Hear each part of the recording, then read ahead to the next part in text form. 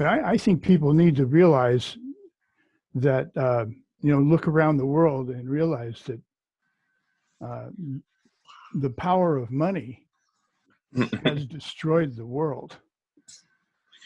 Hey, Adam, let me welcome James. Hey, who James. In Mexico we would say tocayo. Tocayo is someone who has basically the same name as you. And my name is just a derivative from James. So James, welcome.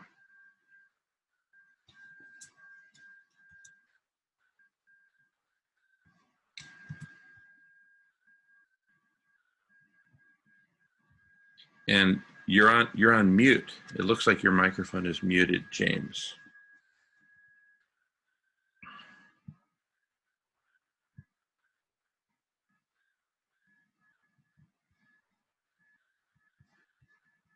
Still muted.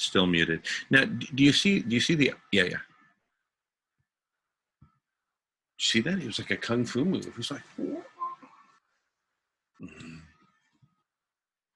okay. James. Yeah, now we can hear you. Yeah. All right. So how do I get back to screen? All right, there we go. Yeah, now we got both. Now we go both audio and video. You're good to go. All right. Okay. So good to see you guys as well, and nice to join you. Yeah, great to see you. Where are you dialing in from, if I may ask? I'm from Ireland. Ireland, we got Ireland in the house. What's up? Adam, Ireland's in the house. Boom. Awesome. What part of Ireland? From Cork City. It's the southern part, southern Ireland, yeah. Isn't Cork I haven't been there, but isn't it just this beautiful place, Cork? Well, yeah, the surroundings of the city is beautiful. The countryside is beautiful all over Ireland anyway. But yeah, Cork is probably known as, or West Cork and Kerry are probably known as the most beautiful, all right? Yeah. For the scenery. Wow. We've got some ancestors from Dingle Bay over in the southwest. Beautiful country. I go camping down there every now and again. Awesome. Yeah. Wow. Yeah. Super What's cool. the population of Ireland, James? Sorry? What's the population of Ireland? We're just about 5.5 million. It's like the state of Washington, basically. Well, yeah, exactly. We're not a very big country, obviously. We're just a little island on the edge of Europe, really. So, next stop is America. So, on the west. So, it's not we haven't got a large population, but I suppose for our size, we contribute as best we can. Yeah, well, you certainly I'm doing my part for it. Huh? That's why I'm here. I'm doing my part for it, I suppose, joining you on this here now. So I've been looking in since you started the show yesterday. So I've been up all night, and it's now, I think it's about nearly 10 a.m. now in the morning. So I'm still going anyway. So I got up yesterday morning at 8 a.m. I've been waiting for the show to kick off, and once it kicked off, I stuck with it. But I had to, leave a little earlier to get my breakfast and do a few Awesome. Dude, this is so cool. I'm just so blown away that badass dudes from Ireland are watching. Well, yeah. Like I said in my comment earlier, in one of my previous comments, this is probably my only outlet to talk to anybody at this capacity, or who's willing to talk at this capacity about the major issues. There's no point talking about the trivial matters anymore in life. We're here for the right reasons. Totally. Now let me ask you, they're in Cork, like if you go to the pub or if you go to the cafe, can you find people to talk with about these matters at this level? Unfortunately, no. I have a couple of friends probably, but even at that, they're not willing to go all the way into it. So not as much as I am. I've been stuck in this for a while now. So I'm a bit that way anyway. I've been on one of Peter Miller's talks as well, and I found that very beneficial. Peter who? What Peter Miller, he does the NTHE hospice conversations, near-term human extinction hospice conversations. Oh, He's from Canada. Peter Mill. So, Oh, and has he interviewed Guy McPherson a few times? yeah. I think like basically I started following him because I had been following Guy McPherson anyway, and then I came across Peter's first. Well, actually, to be truthful, I came across his second talk with Guy McPherson, but that was the stage where he was coming back saying, "Tell me this ain't true." Like, he had time to go away and take in what information Guy had told him in the first conversations. Mm. And by the obviously he was skeptical of everything else. He was new to it. So I think watching him come back and watching his, well, I suppose the best way I could say it would be honest response to the news sinking into somebody for the first time, really, the real news, the truth of it, you know what I mean? So once he had corroborated all that Guy McPherson was saying, or at least found those that could corroborate it wouldn't, that just led him back to Guy McPherson again. And the second video was the one that I caught, and I followed his one or two other chats with him, and then I started looking at his own hospice conversations, and basically I followed his transition with Guy over about 5 videos he had with him, and I think I transitioned along with him then as well by watching those conversations. Wow, that's powerful. That's powerful. Yeah. And how did you find out about the Collective Intelligence Block Party? Again, no, my curiosity is piqued, and when my curiosity is piqued, it's I just need to know everything. So I've been scouring this stuff for a number of years now, to be honest with you. Like, so Guy McPherson isn't new to me for a number of years now, and I look at all the scientists that are willing to talk now anyway, like Peter Wadhams, and everyone is like that. Yeah. And James, may I ask, when did you first find out about Radish, and how did you find out about Radish? Radish, that came up on one year. I think it was one of your first talks that you started having about the idea of forming the collective intelligence conversations, and you were already up as Radish, well, not as Radish.org, no, but you were up as Vegan Collective. One of your conversations was under one of those headings, anyway, Vegan Collective, but you were then discussing the idea of coming up with the collective intelligence forum as well. Like, so basically I just started looking in from time to time from there, because again, as I said, my curiosity is piqued. And once I saw your first conversations where you were discussing the cooling effect with the mirrors and everything else, so that piqued my interest even more, and that was it. I was hooked. So I've been kind of following. I was hooked.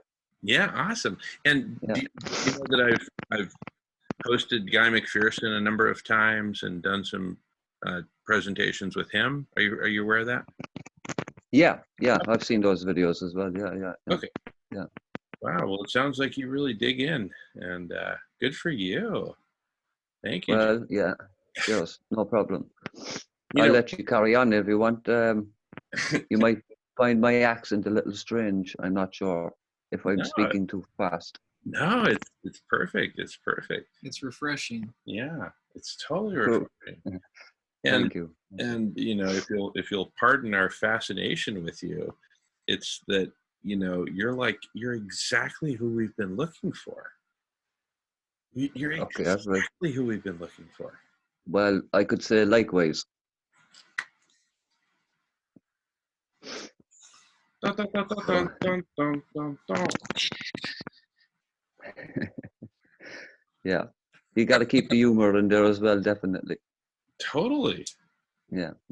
They told me I'm to going go to take a down. break for a little bit. I got to Yeah, take a yeah, break for a little yeah. bit. Go ahead, Adam. I'll be back. Okay, sure. No, they told me to go down fighting.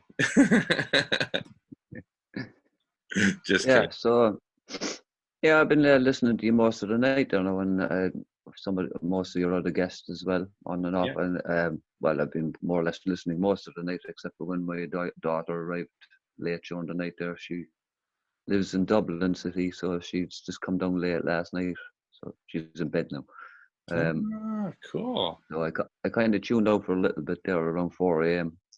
But it was still on, but I had to turn you down a little while I was talking with my daughter. But yeah, I've been kept up with most of it, and yeah, I'm finding all the conversation fairly intriguing, especially in the sense that I could see so many, you know, parts of it starting to already merge in a sense. You know, everybody's little facet of information is slowly kind of, you know, bouncing off of somebody else already in just these conversations with just, and I know already you're at so many few people, like, so, you know, I think it's a fantastic idea, and it's definitely a winner, like, so. Dude. Thank you so much. No, thank you. I really, again, pardon our fascination with you, but I No mean, bother. we're just some scrappy Americans who came up with an idea and started putting it out there. And to see that people in different parts of the world are like finding out about it and saying, hey, you know, and like staying up all night watching. I mean, we're just like I said, you know, we're just a couple of scrappy street fighting, you know, American, you know, nerds. And so we're just like, whoa, it's like a customer. I mean, can you imagine like if you were like making some hemp t-shirt or something like that in Nebraska, and then suddenly you got an online order from Ireland? Wouldn't you be like, oh my goodness, ah, a customer? I mean, not that we're trying to get money from you or anything. Well, I but, give what I can. but you know what I mean? You know, a customer. Yeah, exactly. I understand. I mean, but as I said, likewise, I mean, for me as well, it's like, okay, I've been following you guys for a while and everything else. I am a bit shy to all this technology stuff and everything else because I'm 52 years of age and I'm a bit of a dinosaur when it comes to technology, really, Leo, you know. Dude, I'll be 52 in May. Well, fair dues. I'll be August, yeah. Cool. So nice one. Yeah. So I'm, you know, I'm a bit shy when it comes to going on video calls and things like that. Like, so this will actually be just my second. Like the other was with Peter Miller, to be honest with you. That's the very second video call I've made with anyone. This will be my second. So nice. Yeah, but I've been hesitant about coming on all along. As I said, I've been following you, but Yeah. mainly for those reasons. No, listen, and I totally get the hesitation. I remember when I was like first starting to work and I had to make like cold calls. I had to like call people. I would be so terrified that I would literally have to lie on the floor on my back and take deep breaths and tell myself it was going to be okay. Right? Yeah. I understand. Yeah. You know what I mean? But because I just did it and did it and did it and did it and did it, it's like riding a bicycle. Okay, fine. You fall down and you skin your knee. You get back and you try again. Oh yeah. And then you try again. Definitely. And next thing you know, you're riding a bicycle. Like nothing. Yeah, well, to be honest with you, I was taught to ride that bicycle by my own daughter. So the computer, you know, learning how to use the computer and work my way around it. I've been taught by my daughter how to go through that process, to be honest. That's a few years back now, like, but I'm still only, you know, I was only at the email stage and, you know, that kind of stuff when looking at research and stuff on the computer until I went to college a few years back and had to, you know, up my standard with the computers, and it was necessary for college and get used to all sorts of things like, you know, giving presentations on, you know, all this stuff like so. Yeah, I don't want to bore you with that. Sorry, I'm getting a bit. Like I say, we're fascinated with you. We're just like, you know. So yeah. And you know, Yeah. Hmm? No. Sorry. Carry on. yeah. And you know, more generally, this is an opportunity for humanity to meet with humanity and sort our stuff out already. Whether it's SRM or going vegan or getting rid of money or living in our ecologies or whatever. Yeah, definitely. Actually, the various conversations that took place during the night, for me anyway, kind of similarly reminded me of part of the conclusion to the thesis I wrote only shortly ago for my degree, and because I based it on, or are we evolving or devolving? Are we about to go? It was about where are we going really with, and where did our belief system come from, and what's kind of ahead of us really. So, but the conclusion that I kept it very simple really, but yeah, everything that was happening, all the different various conversations that were going on tonight and the different facets of it reminded me very much of the conclusion part, and it's the collective intelligence as well. It's ironic actually, because obviously I wrote it before you guys even came on the scene with in regards with me anyway. That it was, if you don't mind, I wouldn't mind reading just to read the final conclusion. It's only one page really, Yeah, but please. I think my explanation there might not be the best, so maybe the words will explain. You get what I mean by what I was saying. It has similarities. So basically, yeah. Sorry, go on. Oh no, I was just going to say, welcome to the world of collective intelligence, where you just put it into the hopper and let it do the rest. And because you're, no, sorry. And also no problem. And see, you're part of the machinery of stuff that goes into the hopper. It's you and me and Nolan, and we're, so you get to be both the guy who puts stuff into the hopper in this case, and the guy who processes it within the hopper. You get it? Fair enough. Yeah. Okay, please carry on, Dave.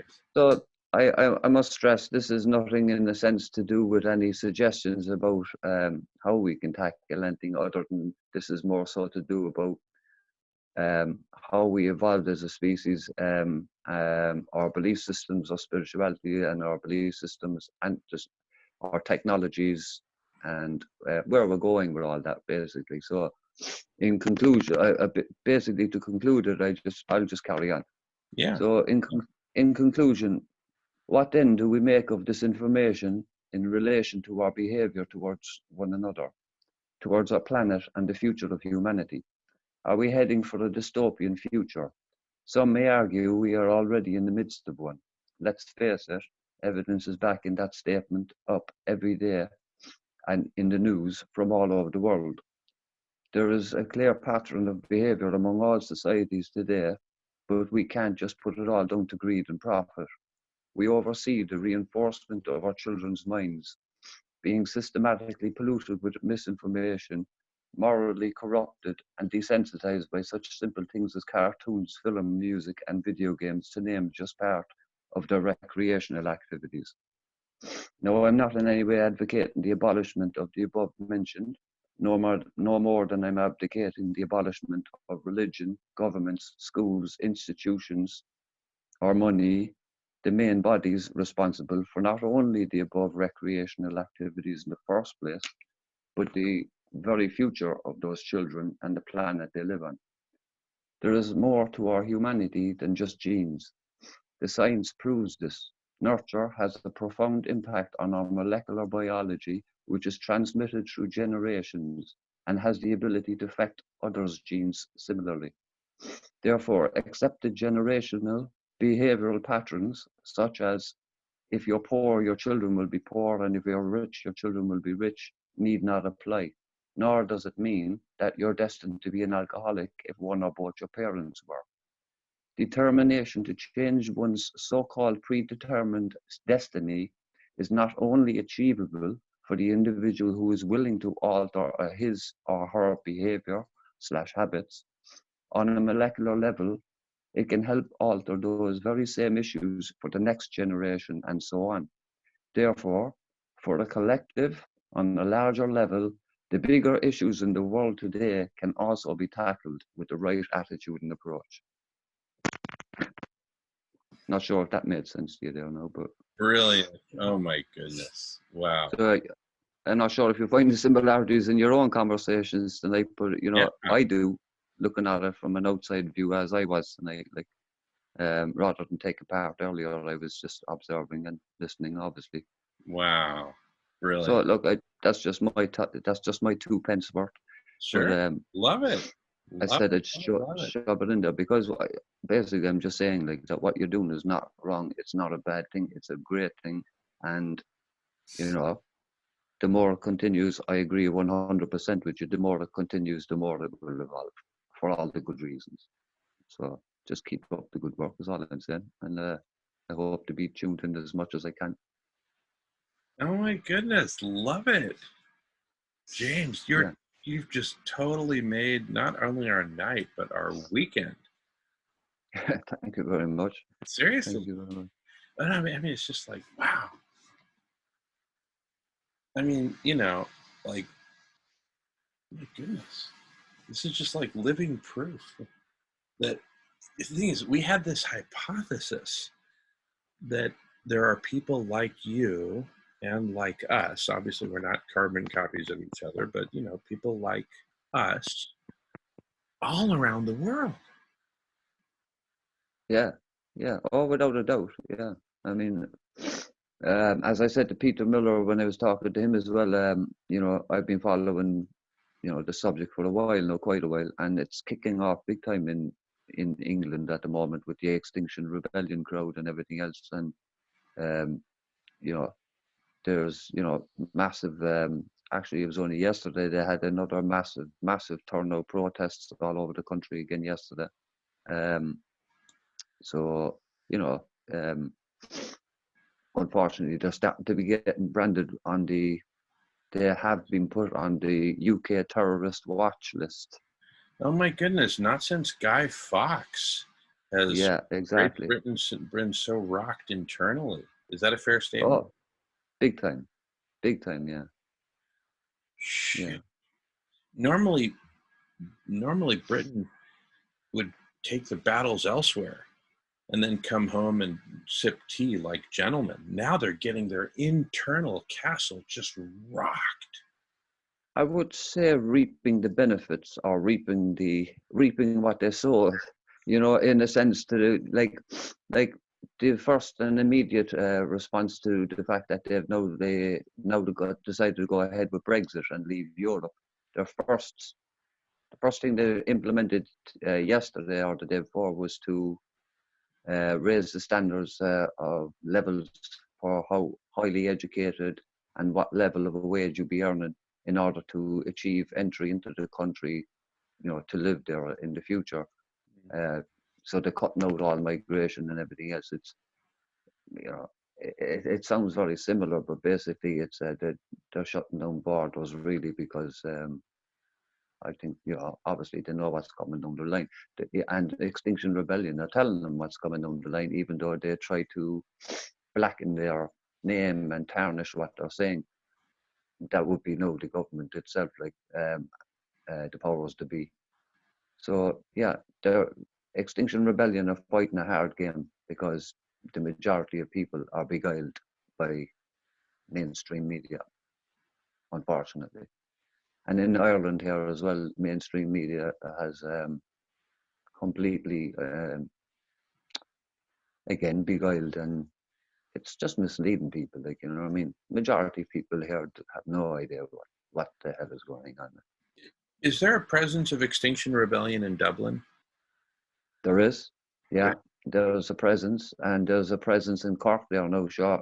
But they only opened up a Facebook page. No, I only looked into this now myself because As I said, I've been in college only up until last year myself, as I said, and so I've been kind of Yeah, in the college scene and around a lot of younger generational people, like, and there was no talk of Extinction Rebellion at the moment, or sure. at the time I was in there, like, so that's how I ended up having the conversation with Peter Miller, because it was probably the only person I could have an open and frank conversation about the subject Sure.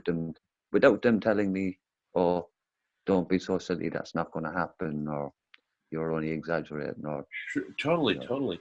Hey, well, let me ask you, James. Let me just kind of put this out there as an offer. Is Mm, we would love to have a video conference between basically the Radish community over here hmm and Extinction Rebellion of Ireland, whether Cork, Dublin, or the whole country. okay, yeah, So I'm just right. putting it out there. I mean, I'm not making a request. In other words, don't feel like, oh shoot, now I need to go deliver. No, forget about it. If you feel like it, if you wake up tomorrow morning, you feel like it, oh, sure, why not? If you're like, nah, I'd rather not, don't worry about it. I'm just putting it out there as it's just a possibility. You know what I'm saying? Oh yeah, yeah. I understand exactly where you're coming from. To be quite honest with you, and I will be very honest with you here, because there's no time to be messing around with people anyway. So to be quite honest with you, even after my last conversation with Peter Miller, and that was regarding, it's a hospice conversation basically. So you more or less come to terms with the facts of the science and everything else. Like, so basically it's about coming to terms with that knowledge. And Peter is a psychologist himself anyway, like, so it was a good person to have he was a professional person I could have a talk with as well about it, I suppose. But my main purpose at the time was and my main fear was, how do I get my family to understand this, the reality of this? My extended family as well. I have a lot of family, like, so, but my main concern, obviously, my daughter. I'm a single parent, but she understands it now. She's gotten herself up to this with the science and that, like, and well, she understands it to a degree, and but it's taken me well over 2 years for the truth of all this to absorb and settle into me as well, and for me to deal with it. Like, so, I'm not expecting anyone to just take the information on board straight away and understand it all or comprehend it. And so, like that, I was hesitant, and I am hesitant about still getting involved or going public here. Not going public here, no, but my inhibition, as I said a while ago, I'm nervous with this kind of stuff and everything else. So, um, my ability, like, to deal with that kind of side of it, no, getting onto people and everything else, is limited. You know what I mean? And at the same time, I'm not sure how deep I want to go into this, in the sense of, no, I'm not giving a bad one or anything. I'm saying, if I get involved with something like that, I'll throw myself wholeheartedly into it with another organization. And at the moment, I'm still at a place where I'm still trying to absorb the reality of the situation and come to terms with it, you know, just come to terms with life myself, like, with what's now more important in life. So I look out the window now, the sun, it's morning now here, like, and I feed the birds every day. So it's such a pattern that with the birds now, especially recently anyway, that I notice that they're much more hungry and fighting with each other all the time. The seagulls have come in from the sea since the start of the summer, and they've been inland and fighting with the crows and all the other birds for the food. Like, and if that's not a, a foreboding sign, I don't know what. So I try to put out extra food every day, and fight over it. But I put out enough of them. But it's gotten such a habit. They're on the trees now in the morning, and at the time I'm supposed to come out, they're just waiting there for me, like little friends, and that's a good thing. But I'm only getting used to the idea of trying to find a bit of peace with myself with this before I do, and that's what I want to emphasize, before I do throw myself wholeheartedly into this here in Ireland and wake people up here, like, because the Extinction Rebellion crowd that are in Dublin at the moment. I haven't been in contact with them, but I know they've, done a few protests here and there and what have you. Like, but as I said, I haven't been in contact with them, so it was for those reasons. There's only a small crowd here in Cove as well, and they were mainly just very young students. And because I'm 52, I didn't want to go down into that road. So all sorts of reasons. So I want very much to get involved, and I do very much want to make people aware here. So if you just bear with me, I'm not saying I won't do anything. I'm just saying I can't promise anything at the moment. No, and James, I'm not asking you. I understand that. I understand that. I'm glad that you've gotten to listen to me for a while. I'm very free flowing, and hey, what about this? Hey, what about that? So, but it's not even a request. It's not even that, right? I understand that 100%. Okay. Could you bear with me for 2 minutes? I need to take your time. Take your time. All right. Do I need to mute this or anything? Don't worry about it. Don't worry. No. All right. I'll be back there in a sec. Okay. Take your time, James. Take your time.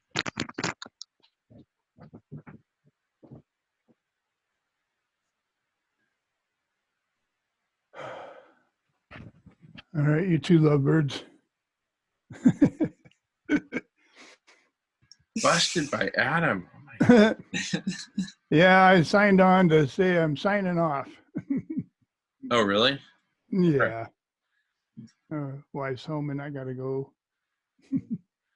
All right, fair enough. Well, great to see you, Adam, and we've just been having an awesome conversation with James. Sounds Sure good. you'll enjoy the recording. Yeah. Thank you for coming on. Super incredible. Yeah, this has been a wonderful conversation. James, I know you saw Adam earlier. So anyway, James has been watching us. He's joining us from Ireland. That's awesome. Isn't that cool?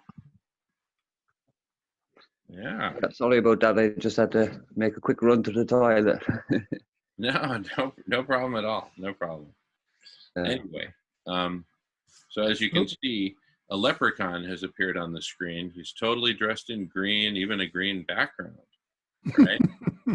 So we thought we'd bring in a leprechaun for you, James, just to kind of celebrate.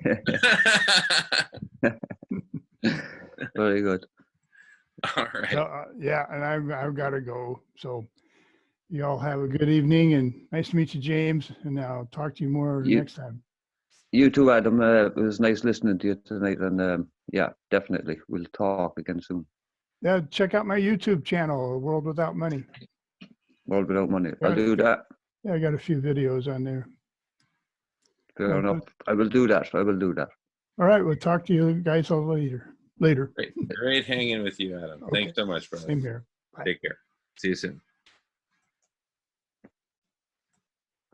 Yeah, so I said I'd come on. I could see that you two both are fairly tired anyway yourselves, and it must be hard to try and keep up the conversation, I suppose. But here's the thing. Every once in a while, we get a big shot in the arm, as we say, and you're our shot in the arm. 2-something in the morning.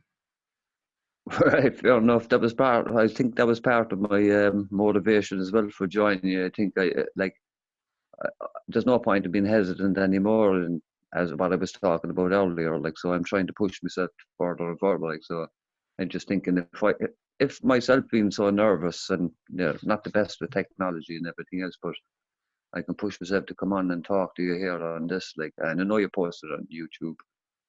And I know that if anybody around, my town would see this or happen to come across this, which is very unlikely, I have to say, because none of these videos are actually put up on, feeds because, we all know they have algorithms and they just put up the popular stuff and the mainstream stuff again, as I say. So I in order to find you guys, I had to, specifically search you out, and look you up. When I saw you were talking on a video with Guy McPherson, obviously I got your name then, and so I looked you up then. So that's just how you get led to this forum. Wow. So yeah, so yeah. Again, if my accent is bad, or if my accent, if I speak too quick, No, you're fine. You're fine. just let me know. Yeah. Yeah. And just so you know, I lived about 5 years of my life in Mexico. I started going down there when I was like 16 years old, doing volunteer work. I Mm. just fell in love with the country. And so, ended up living there off and on, but added all up 5 years approximately in Mexico. And a whole different culture, whole different language, just totally different. And, Yeah. so the only reason I mentioned that is just, I'm very comfortable with different cultures, and I understand. That's why I, try to be as clear as I can, Yeah. we have a number of colleagues in Japan, and that's why I have to be very careful, because if I say, hey, what about this? What about that? If they interpret it as a request, then it's like a matter of honor. And the samurai takes out his sword, and it's like, what? Right? It's like, oh my goodness, no, don't do that. So, I mean, I'm exaggerating. I'm kind of playful. But so anyway, that's why I'm just like very careful with my communication, that I don't. No, but that's okay. The only reason I'm explaining myself really is because it's just been an experience of mine. I've been to America back in 2010, and I went over. I flew into Seattle, and I just stayed in Seattle overnight, and then I took a connecting flight out to Lewiston in Oregon, and I decided to go for a walk. So basically, I was on foot, and I stopped for one night in a motel in Lewiston, and then I started on the Lewis and Clark Trail in the Lewis and Clark National Park, and I just went camping there because I brought my tent and my rucksack and stuff with me. So Oh, super yeah. cool. Yeah, it was actually pretty funny, all right, to see a lot of beautiful camper trucks, massive camper trucks. Some of them had speedboats on trailers on the back of them, and beautiful 4x4 Jeeps pulling their trailers and everything else. And they were all parked up in their different spots in the park, and in the Lewis and Clark Park, like the national park there. And I arrived in a yellow cab and got out with a rucksack and pitched the tent right in the middle of them. So it was a really small tent too, because it was kind of going light. So yeah, I became a bit of a novelty then, I think, straight away, and a curiosity. So, but everyone I spoke to, they found that I spoke too fast. So that was the only reason why I say, if I speaking too quick, like, or too fast, let me know. But I understand where you're coming from. Yeah, no, I understand you just fine. Are you understanding James okay? There's only been like a couple times. For the most part, Okay. you're all good. Don't worry about it at all. But no, there's no problem. I mean, when it comes to communicating with people face to face, I'm not too bad. I get that. Like, I think the technology throws me off all right. Like, but face to face, I don't seem to have a problem with it. I mean, as I said, I went to America on my own, just to travel as far as I could on foot through Oregon on the Lewis and Clark Trail. I ended up making it up as far as, over the Rocky Mountains and into Montana, part of Montana anyway. Well, just the outskirts of Montana. I got over the Lolo Pass anyway, like in the Rocky Mountains, up over Idaho, northern Idaho. So by meeting people, and they've been curious, and they say, where are you going now? And I said, well, I'm following the Lewis Clark Trail in reverse, basically, like as far as I can. So, people drove me from there, and they drove me to, I ended up in Kooski, Idaho for a while, and went to places like Dixie and all that. But yeah, everywhere I went to was the same story. I spoke too fast. So yeah. You're fine. Anyway, wow, that's so cool, man. it's just so exciting. This is history in the making. People connecting from all over the world, saying enough is enough, and we have a plan. Yeah, enough is enough. That's the Extinction Rebellion cry yesterday at the marches all over Ireland, all over England. The Extinction Rebellion cry is enough is enough. That was the cry yesterday at the marches. So it was ironic you said that. Enough is enough. Wow. So, I mean, England have already declared a climate crisis already last year anyway. Like, they had no other choice but to go ahead and do that. Like, but Yeah. in reality, they're not doing anything about it. The politicians, like, you know what I mean? So it's up to the people. No, and they really can't. Their hands are tied, as we say here in the United States. We have the best governments that money can buy. Yeah, exactly. Yeah, with avarice appetites. Exactly. And so we're just creating this whole new intelligence, independent and outside of governments, and independent and outside of money, independent and outside of nonprofit organizations. This is a party. It's a block party. And as you said, we are creating, well, you know, this is creating history. This forum is going to create history, like, you know. So exactly. yeah, Woo! definitely. So shoot, man. I want to invite you to come out on the back porch and, you know, maybe light a cigar or something with us. Well, if you don't mind, I'll light something else, but I'll have to sit here and have it with you, like, so. No, that's if fine. That's all right. You don't mind me smoking, no? I'm just saying we'll move the computer outside. You can just chill right there. I love those posters behind you, by the way. Those are super cool. Oh no, that's a painting of mine that I did there a few years back. You did that? Yeah. That's one of my first attempts with acrylic. So, but I did it mostly by hand. Yeah. I was going to ask you, like, what art gallery did you get that from? Who's the artist? I want to see if I want one of those. I want a set like that. Yeah, it is. It's basically called. If I can give you a better look at it, I'm not sure. It's a kind of a large piece. Whoa! So it's made up of. I'm not sure if you can see that. That is so cool. Made up of 9 panels altogether, but. That is so cool. Yeah, it is basically just the my interpretation of the universe, but it's colliding and everything else. But it's called that which comes from the universe returns to the universe. So there's a kaleidoscope of different images hidden in behind it all, in the clouds and the nebula and in the stars and everything else. There's the creation story, there's the revelation story, there's the evolution story, there's the religious story, there's self-portraits, everything that's in there. Like, but you have to find it for yourself. And Buddha. So it's everything was in there, yeah. I'm all about like peace and Buddha and all that, you know.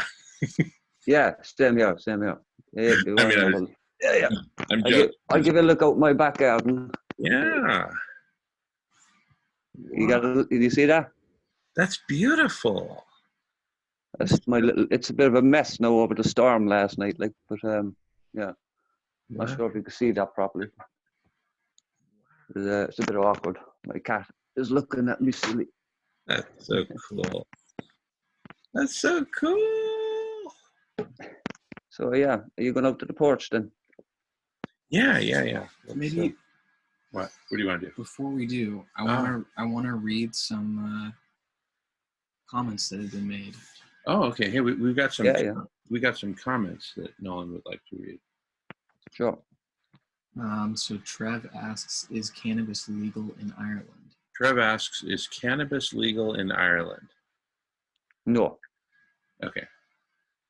No. Okay, that's right. You can hear. They are slowly like CBD oils are now available, all right, to buy, but they're very how should we say, diluted versions of them, and it's more commercial than actually getting the real medicine. Because, well, that's the way I see it anyway. Like, so, yeah. So no, it's not legal yet. Like, but you know, it's getting there. It's getting there. Cool. He also commented, James, sounds like YouTube documentary A Dying Culture. Very good, James. He says, Peter Miller is 2 hours northeast of me. All right, very good. He says, I'd fire up my Windows PC to go on Zoom, but it's too far away. It's probably he should Huh? he should go on Peter's site, near-term human extinction, NTHE, human hospice conversation, near-term human extinction hospice conversation. That's the name of his platform. Yeah, he has a calendar, and you could set a meeting date with him. And if you want to talk about this subject, it's a good release, for those who can't have or haven't got anyone to talk about it. Oh, that's super cool. Well, we're going to have to get him on our block party. Yeah, definitely. Yeah. And how do you like the concept of the party, the block party? Hey, let's just, make a party out. The concept hooked me straight away. I mean, everything about it makes perfect sense. So, yeah, everything about it makes perfect sense. It's the only way to go, really. At the end of the day, if we're to wait on the collective intelligence of those in power, then I think we'll definitely be waiting till the time we are extinct. You know what I mean? So basically, it's in our hands. Like, it's in people's hands now. Like. So we just have to make them aware of that.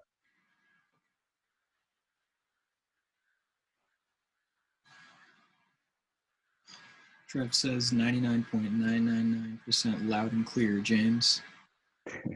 Thank you. The people are supporting Bernie 2020, Jamin. Okay, that's good to know. Yeah, Bernie should have been voted in last time around anyway. So. Yeah. I mean, in the runoffs, like he should have been the main Democratic runner last time around. Like. Exactly, he would have totally beaten Trump. Yeah, without a doubt. You know what I mean?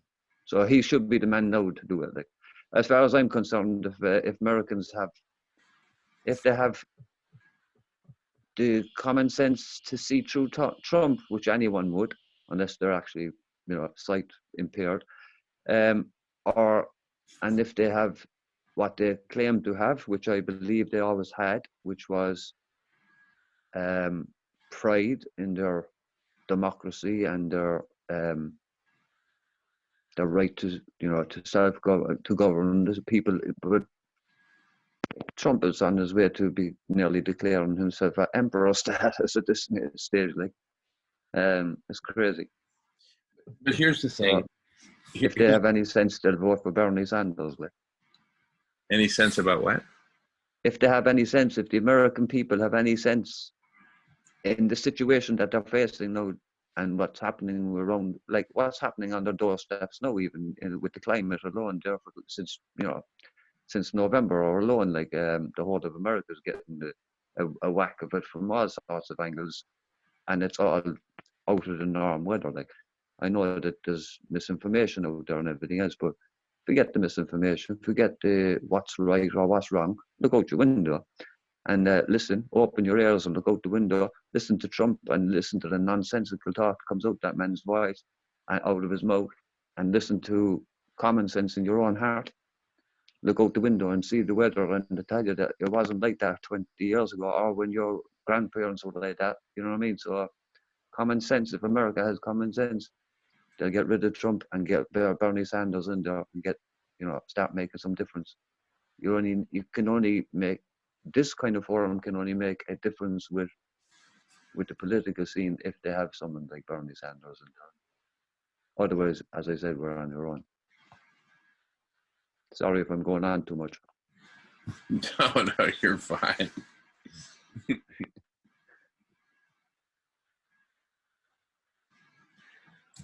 Oh my goodness. So exciting. So exciting. Crazy exciting. Mm.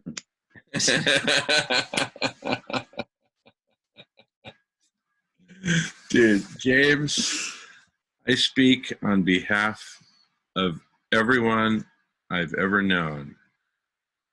We love you.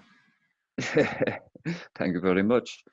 You probably may regret that next week if I end up wrecking your head for talking too much. You know what I mean? So, oh yeah, I'll be there definitely. You know what I mean? So,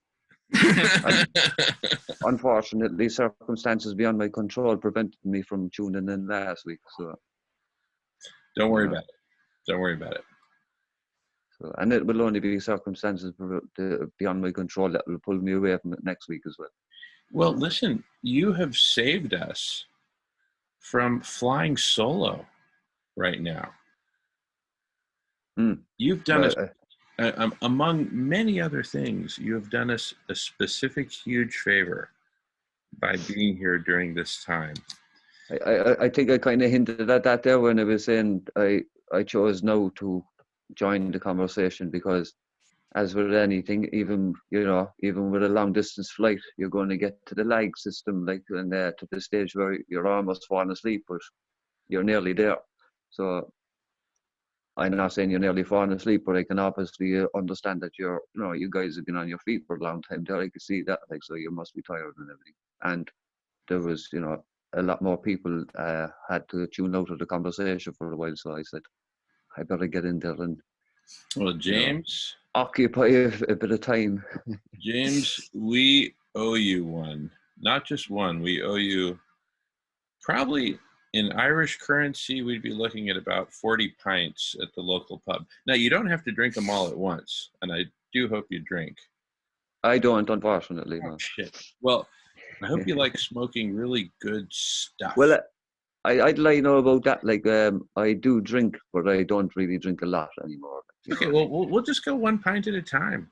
Yeah, no about that. That's usually how I take them anyway. One step at a one point at a time. And the smoke, got that covered now. So, Talking about good stuff to smoke. well, got that covered now. So,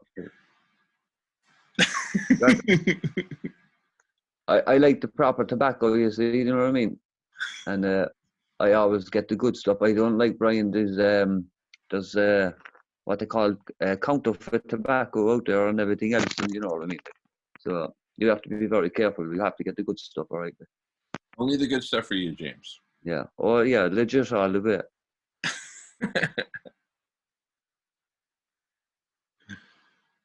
At the end of the day, only love remains, so I don't really care. You know what I mean? At this stage, like, I mean, what they're gonna do, like, you know what I mean? Yeah, what are they going to do? Like, they give me a €50 fine and they tell me burn go us home. at the stake? We're on track to getting burned at the stake anyway.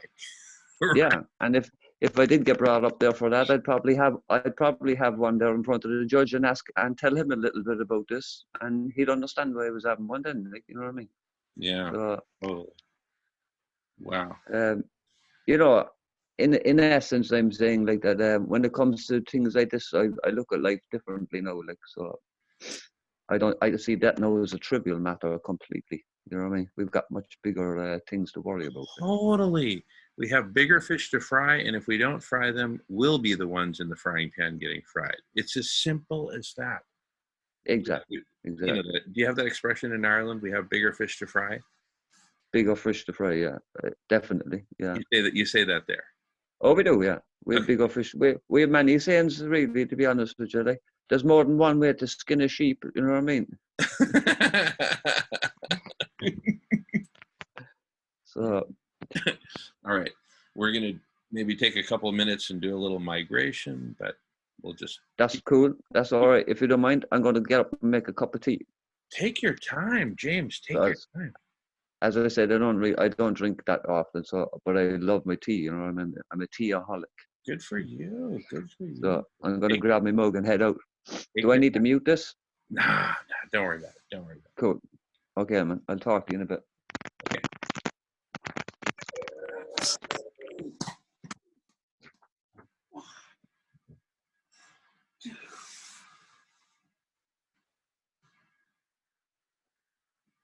Okay.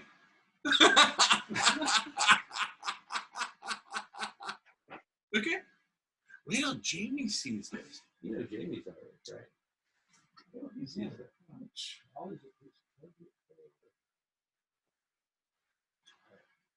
I said to keep it rolling. Like, look at the experience with Jamie.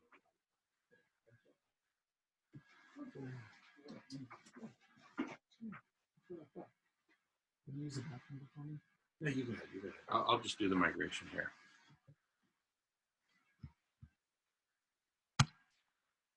All right, resuming recording after a little pause, and wow, just so excited.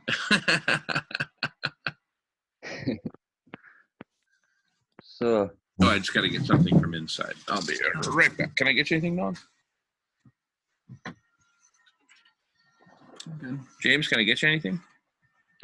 no, I'm enjoying the view. Okay.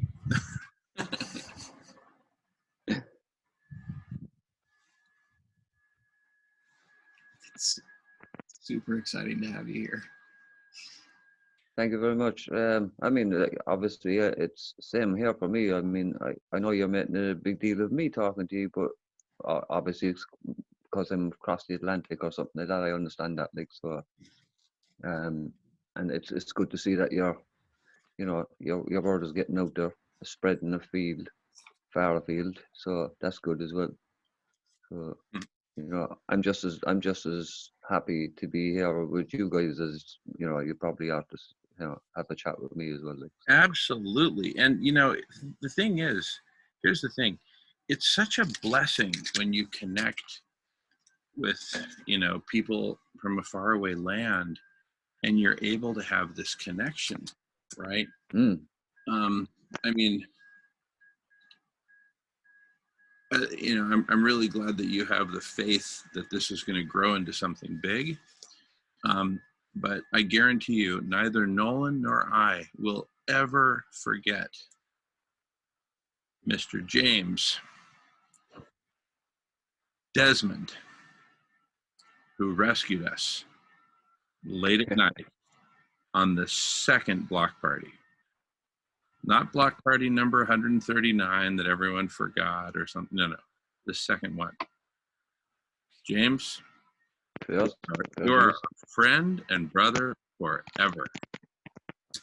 likewise. I'd like to think that. Yeah, very good. You know, it's very humbling to hear you say that, to be honest with you. Like, so. Well, you know, see, here's the thing, James, is we're all human, but just like the stuff we were talking about with Adam, all this money stuff separates us, right? And then, you know,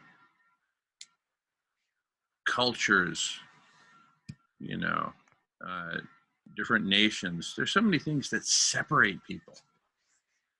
But we are one species, and we're meant to be together. Were you able to hear all that? Because I noticed the video seemed to freeze up.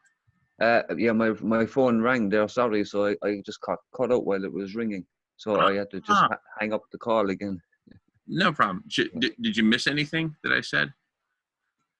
Just a little there. No, sorry about that. No, you'd probably have to go back about 2 or 3 sentences there now, because no problem. So where I was going is that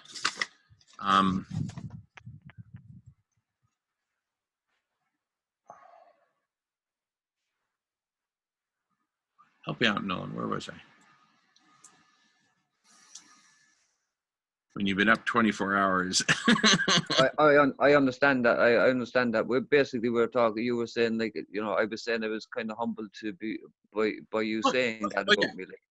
See, yeah. Here's what I was saying, James.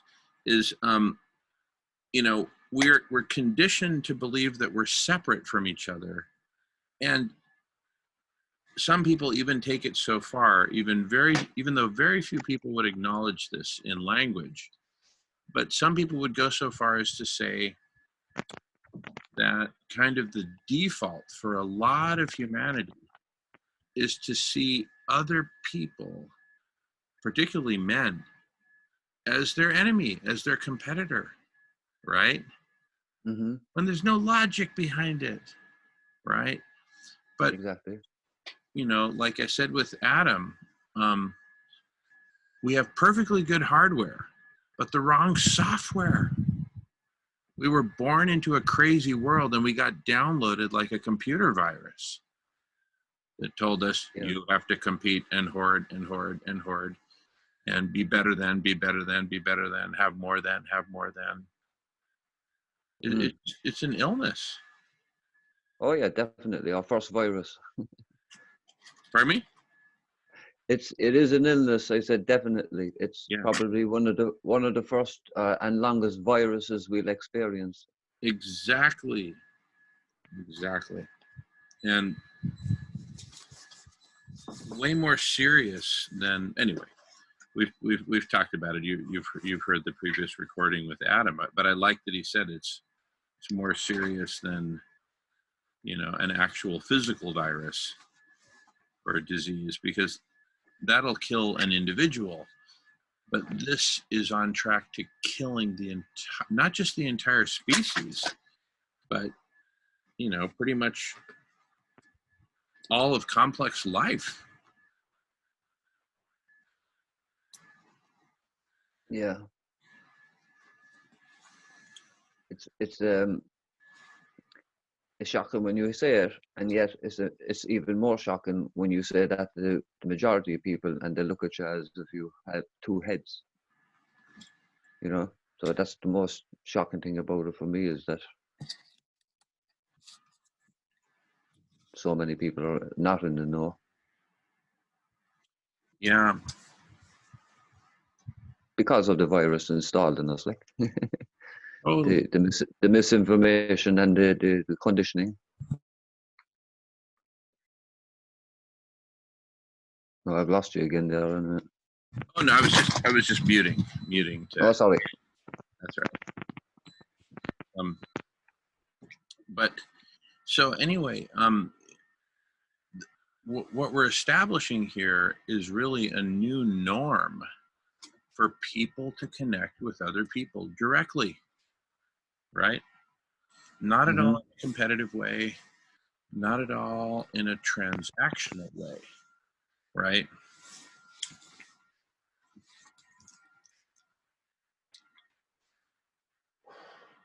I mean, it's almost like if we were out in an airplane and the plane crashed on some deserted island and we were the only 3 survivors, we'd help each other break coconuts open and gather leaves to make a bedding and stuff like that. We would just do everything together, right? Yeah. Actually, interestingly enough, there was an experiment done by scientists back in the 50s. I'm not sure if you heard about it, American scientists, and they got groups of young boys, average ages of around between 9 and 12 or 14. And I think they got about 50 or 60 young boys, and they brought them to this place, this camp, and they divided them into 2 groups without any of them knowing each other. Divided them into 2 groups and separated and made them compete for resources.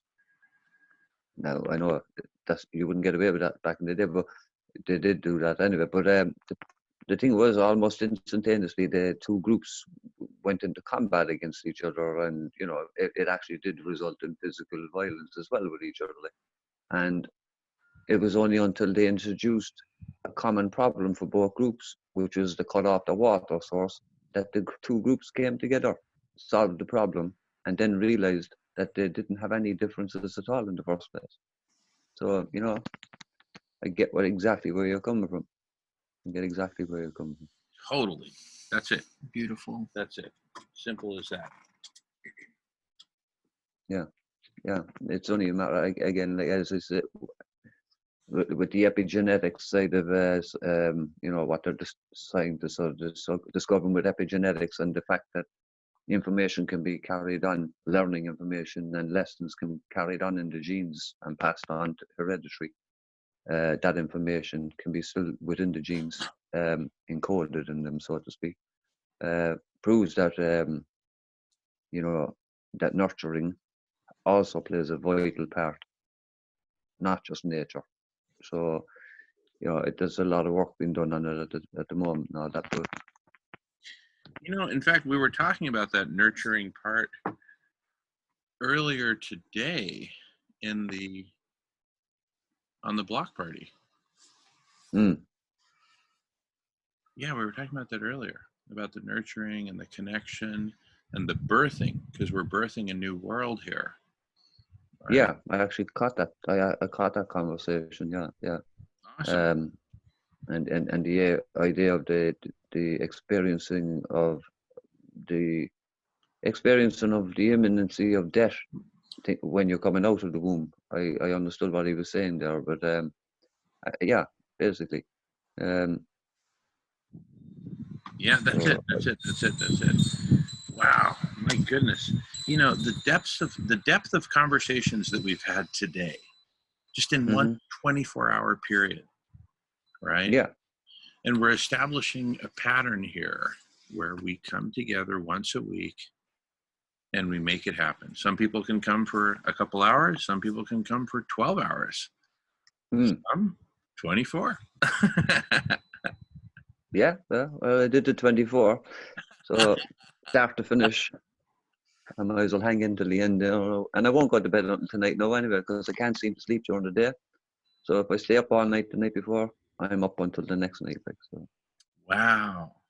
It's strange, but I can't seem to go to sleep during the day. Wow. Never had a nap, I don't think, in my life. Unless I was, I think the only times I slept during the day was when I had no other choice. I was in hospital or something. Wow. Wow. Yeah, so I'll feel the effects of it about another 5 or 6 hours now, and I'll be probably yawning and everything else. All right, like, but no, I'll still hang in there until tonight anyway. What is it? 12 noon there? Yeah, I'd have to flip my phone now to get the time, but yeah, just 5 to 12 now. Yeah, 5 to 12 now p.m. Yeah. Like, yeah, noon, like 5 to 12 noon. Yeah. Yeah. Do you say noon in Ireland? Sorry? You say noon in Ireland? We say in the afternoon, yeah. Afternoon. Okay, but you don't say 12 noon. You just say 12 p.m. Well, I say 12 noon, right? I kind of have a habit of saying that, but it's kind of a joke between me and my friends, especially when I was in college. Used to make kind of a joke with me about my timekeeping. Because, as I said, I seem to stay. I don't sleep a lot, like, so I stay up until 3 or 4 in the morning. I get about 2 hours sleep or 3 hours sleep, and I'd get up and go to college then. But sometimes then I might be in a bit late, so I got a habit of saying to the lads, "I'll see you in the morning at the crack of noon." So it became my saying, "the crack of noon." Wow.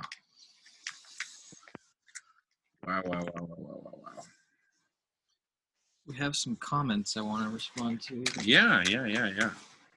Yeah, sure.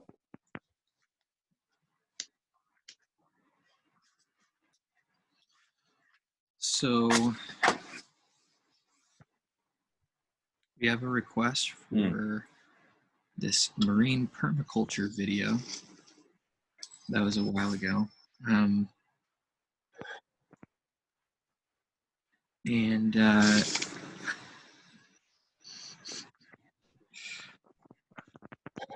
Mr. Ashek says there's a 19th century anthropologist called Kropotkin that wrote about this. The book is called Mutual Aid, A Factor of Evolution. Oh, yeah. That's it. Mutual aid. And, there have been myriad studies since that one you mentioned in the 50s where they just determined that when people are collaborating and helping each other and it's totally altruistic, people feel good. They feel love. They feel joy. They feel fulfilled. It stimulates all the endorphins. Yeah, definitely. It's the message that they're pushing in the Extinction Rebellion as well. To you're not just joining a rebellion, you're joining a family, and it's a place where you'll find love and understanding. So that's a big thing in there, like, you know what I mean? And it is, as you said, true. You know, it's interesting. Um, I also have that same wish, but I wouldn't advertise it for some reason. It's more like something that people will just, you know, experience, right? Yeah. Well, I don't think they're advertising it in the sense that they're talking about their own experience mostly when they are talking publicly. Like Uh, yeah. it seems to be a common theme that everybody says the same thing, that they're Ah, experiencing yeah. experiencing more love in the situation rather than panic and fear that they had prior to going into it. Totally, totally. Well, among Yeah. other things, they feel empowered because now they're at the source of the transformation, right? Within England, for example. Yeah. And, you know, and they're pretty strong here in the United States as well. In fact, I've participated with them on a number of occasions in San Francisco and in Seattle. And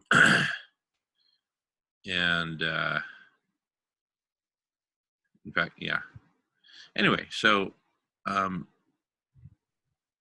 fact, they've got a meeting this Sunday in North Seattle. Anyway, it's a good. I'm grateful for the connections we have with them, and at the same time, you know, I also talk about a really interesting facet of it, which is you may have heard me say that the biggest threat to life on Earth is the belief that someone else will fix it. Yeah. Right. And in the case of Extinction Rebellion, and I totally get, you know, the whole citizens committee. Well, I don't know if I totally get it, the citizens committees, but I think I get the basics of it. But I could be wrong. But anyway, in any case, the fundamental message is that they're going to put pressure on the governments to fix it, basically, you know. Yeah. And that plays. Hence where my hesitation comes in. Yeah. With getting involved with them at the moment, like, you know, knowing the science, I can't say how I can see encouraging what they're encouraging is going to make any positive impact. It's not going to make any positive impact. They're talking about decarbonizing the economy, which has nothing to do with SRM. Exactly. And I don't understand that part of it, you see, because you see, the couple of people who are in charge, who organise it, the organisers of Extinction Rebellion, the very first one in England itself was a guy, Roger Hallam, and Gail, can't think of Chilsworth or something, and Rupert, I can't think of his name. No, I'm sorry, no, it was Professor Rupert anyway. But they were the organisers of Extinction Rebellion, and I know that they know the science, so I can't understand why they're pushing for carbon reduction, CO2 reduction either. Or unless they're using it as a platform to get some form of leeway with the government and some form of consensus with the public. I think it's the wrong way to go, though. No, I have a hard time believing that it would be used as just a temporary platform, that they would have that intention at this stage, for the simple fact that their whole thing is to be so radical and this is the truth and we got to face the truth and quit lying to people. And then, but they're going to be lying to people? No, I think that they're trying to believe in that platform, which means that they're actively ignoring the science. Exactly. Hence my kind of hesitation there to go. Yeah. I go down that road with them, because, as I said, if I do, I'll throw myself wholeheartedly into it, and then I'm not in the place at the moment to do that anyway. Not at the moment. Like, this conversation with you guys now is like my second one. As I said, the other one was with Peter Miller, and in fact, when I was talking with Peter Miller, the idea of other groups getting involved in, you know, is there anybody else out there getting involved in this talk, like, and I was explaining to him about Extinction Rebellion and that as well. But while I was explaining to him then about Extinction Rebellion and what's going on over here in Europe, I also then reverted back to your group, because I was also following that at the time. And as I said to him at the time, the conversation that I mainly came in on was the time that you were talking about the reflective shields, and how do you go about getting this news out to people? How do you go about breaking the seriousness of the news without causing panic, and at the same time causing action, proper action, positive action? Obviously, there'll be people panicking and what have you and everything else, all that initially, yeah. But unfortunately, that's necessary. Like, it's worse than the alternative panic, when they find out, when they come completely out of the dark, when it's all falling and collapsing around them. Like. So I found that your conversations were far more, and your proposal with the collective intelligence, as you were proposing at that time, now you were really just kind of formulating it to the majority of the people you were talking with there at the time. And I found that to be, as I said to Peter, that's the way to go. This is the way to go. The collective intelligence is the way to go. Like, this, exactly what you were saying is the way to go. Extinction Rebellion. Mhm. Extinction Rebellion isn't, like, because they're advocating the wrong policy. Like, they're advocating the wrong approach. Yeah. Unfortunately.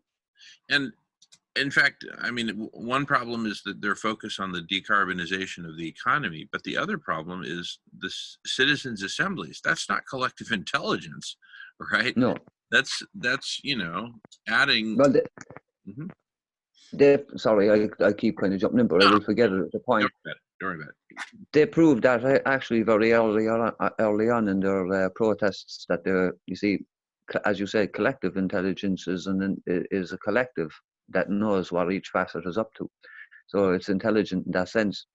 Whereas their approach was to initiate different groups all over England and have them facilitate themselves by having just had a general talk with one facilitator of the group, and organize their own form of public protest that would break the law, but in a protest, not in any bad way, but just public disorder laws, and get arrested. That was the general idea, to cause the upheaval in London, in order to bring the city to a halt. They've blocked off London Bridge, 6,000 of them, and just to bring the city to a halt and draw attention to themselves.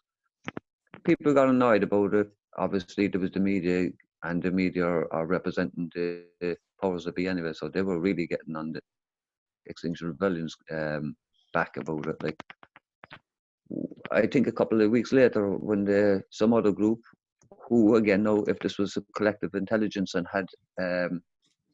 had broached this plan with the collective intelligence, they might have had feedback saying, no, that's probably not a good plan. But these little group themselves decided to go down to the tube station and climb at very early in the morning, just before people are going to work, ordinary people. And by ordinary people, I mean the working class people on the ground, who, are just getting on with the drudgery of, like, they climbed up on top of the tube, and they prevented it from leaving the station in Victoria Station, I think it was. And people got very annoyed. They dragged them off the top of the tube, and they just proceeded to beat them all over the place. It was, it was violent scene, like, and collective intelligence, that wouldn't happen. Simple and plain. With collective intelligence, it's all facets know what's going on at the same time. Exactly, and the spectacle is the exponentially growing collective super intelligence. Yeah. Of humanity coming together. And that's a spectacle that's going to be very scary for government, for the media, for the private sector, for pretty much everyone who's attached to the current system. Because we're going to become orders of magnitude more intelligent than all governments combined, national, state, county, city, town, you name it, right? Yeah. We're going to be orders of magnitude more intelligent than all of academia combined. We're going to be orders of magnitude more intelligent than the private sector combined. and et cetera, et cetera, et cetera. And so it's just going to be de facto a new form of governance, right? Yeah. Right? Yeah. Not government, governance. And we will be so smart that we will orchestrate the governments of the world, just like a qualified human dog trainer can orchestrate a dog, but not Mhm. the other way around, right? Right. Right. So, you know, we're going to orchestrate this old lovable dog called government, right? We'll just orchestrate it. And I'm not going to say more, you know, Mm. why say, Yeah. Well, but, why say anymore exactly? you know, there's nothing more to say. Orchestration is totally benevolent, totally legal. It's just exercising our freedom of expression to influence as best we can, and that's our American right. Yeah. Just leave it at Exactly. that. Yeah. Right. Exactly. You're not breaking any laws. You're not just upsetting any people unless they choose to be upset by what they listen to, and that's their personal issue. But you're not breaking any public laws, or you're not disrupting government, or you're not, forming any, groups that is trying to bring down the government or anything else like that. It's just human beings operating now for themselves because they have no more faith in government. Yeah. Basically, yeah. And it's the only way to go. Wow. The only way to go. Wow. So Incredible. I'm there all the way anyway. That's all I say. You know what I mean?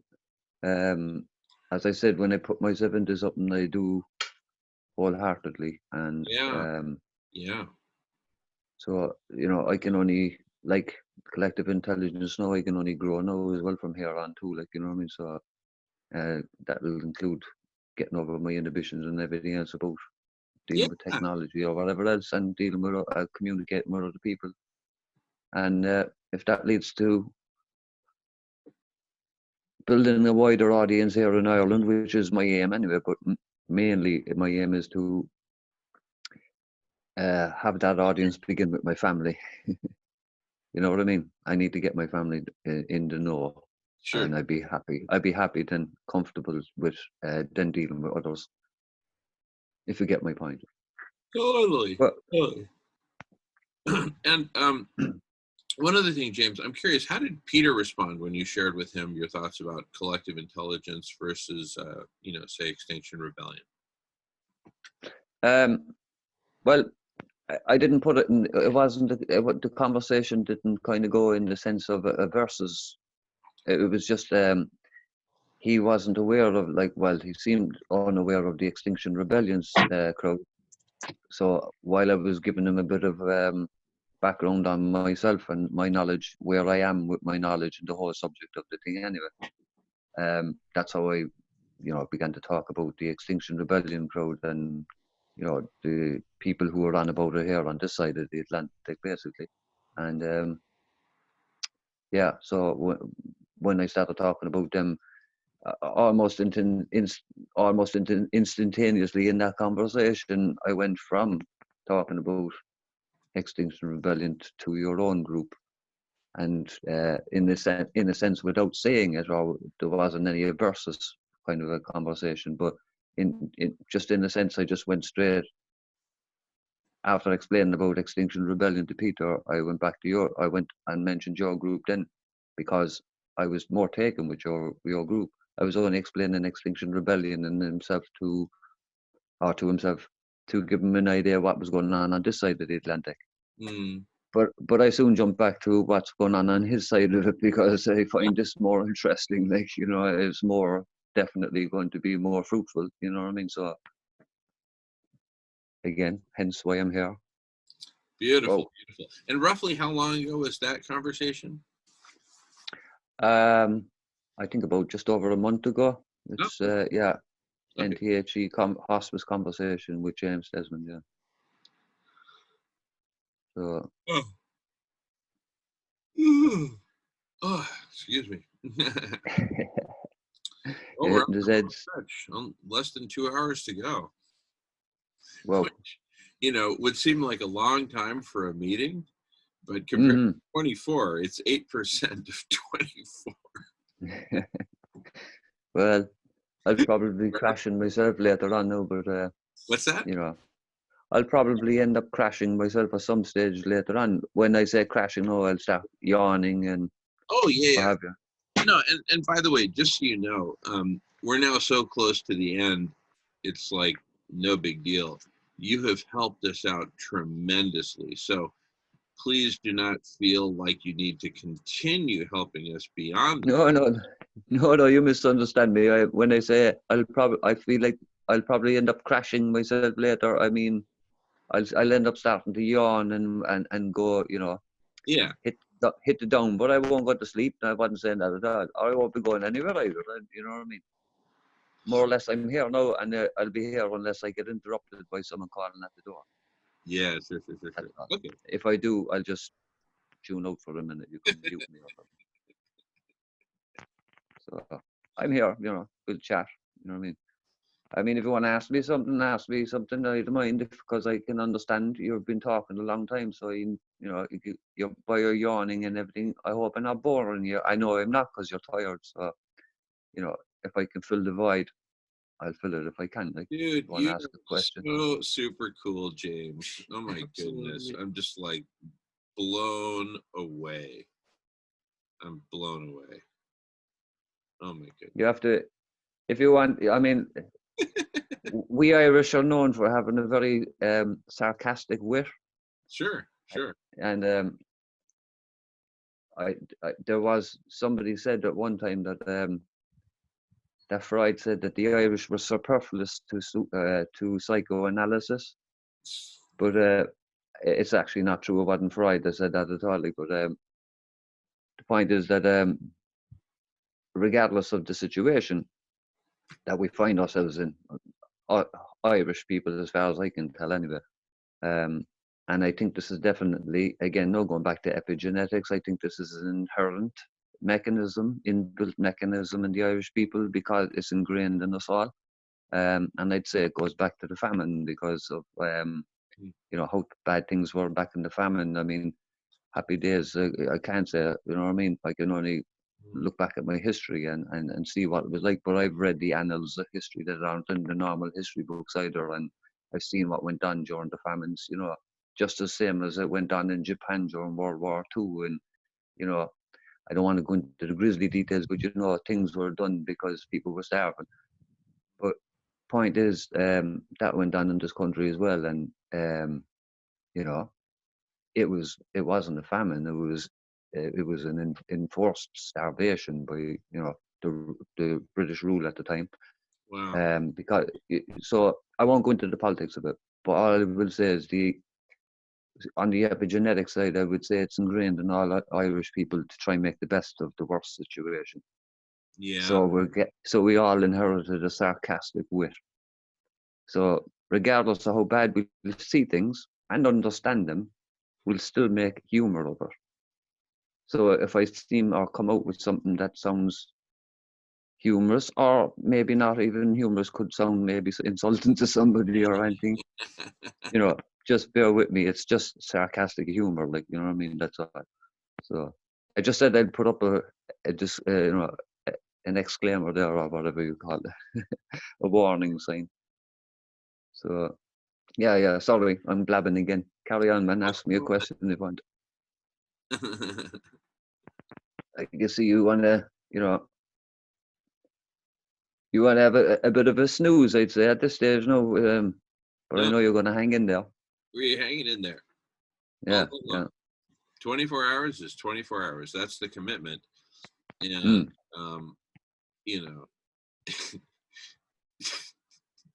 it just works, I mean, because it just conveys some, and look, here's the thing, because it's a 24-hour block party and your game, you know what? We're hanging. It's as simple as that. Yeah, basically, yeah.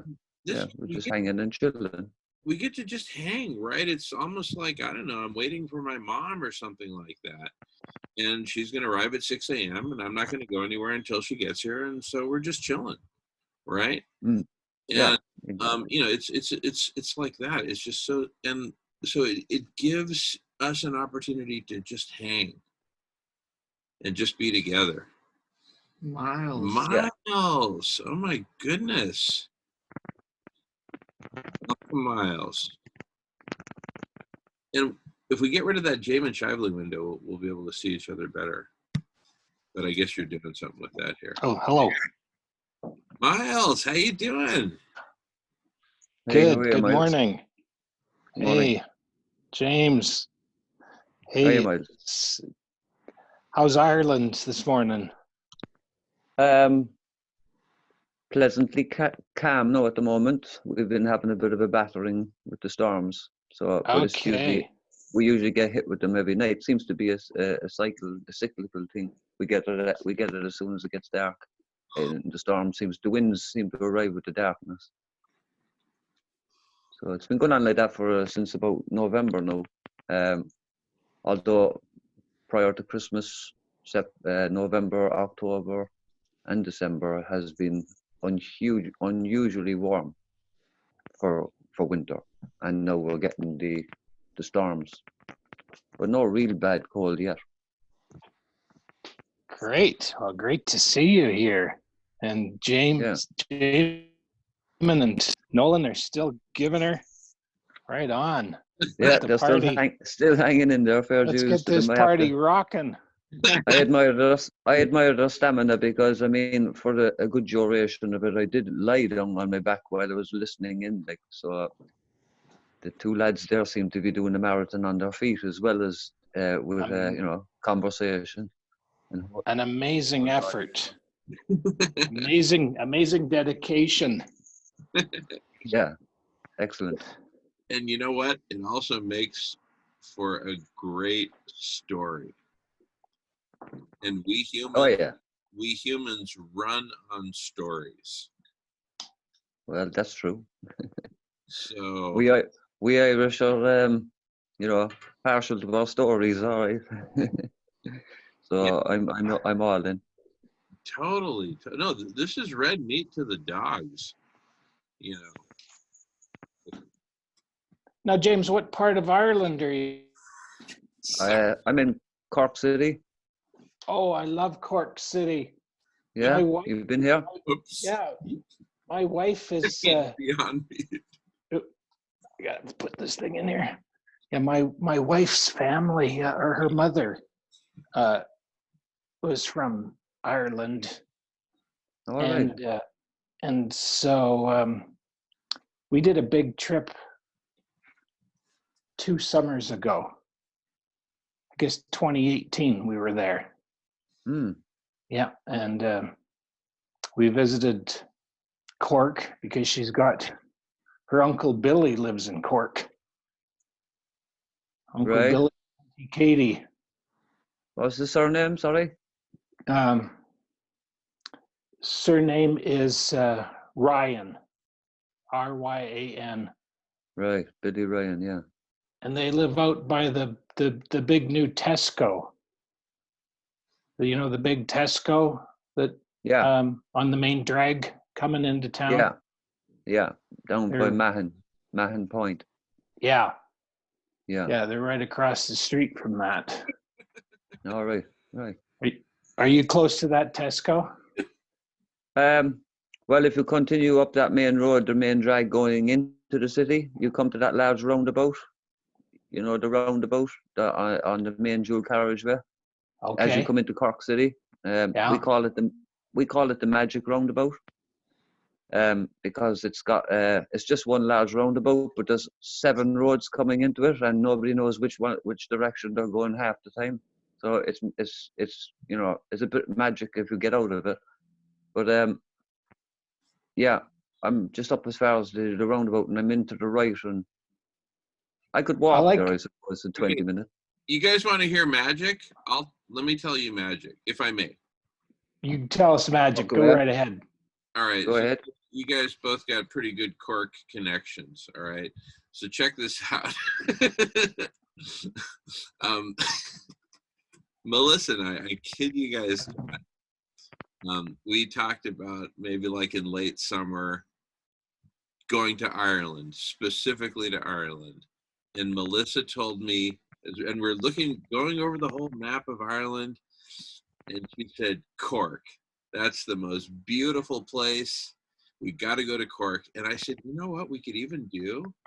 We could go there for a couple of weeks, and we could even do, drum roll,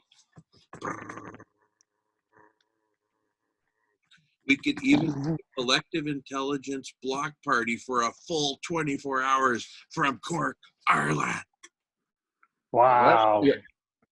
Right You're on. welcome to stay. There you go. You There got you digs go. at James. Yeah. Excellent. You're welcome to stay. You could run it from here. Thank you. Oh my Yeah, goodness. no problem. I have a spare room. Most of the time, my daughter does, as I said, lives in Dublin. So, you know, it's not a big house, but, you know.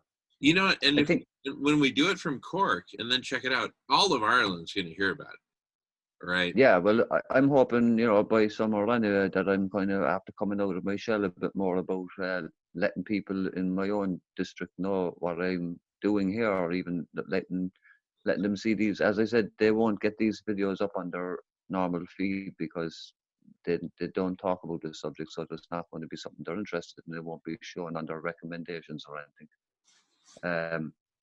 until I start to bring it to their attention, which is what I'm trying to work at as fast as I can now at this stage, like, because I know time is of the essence, basically.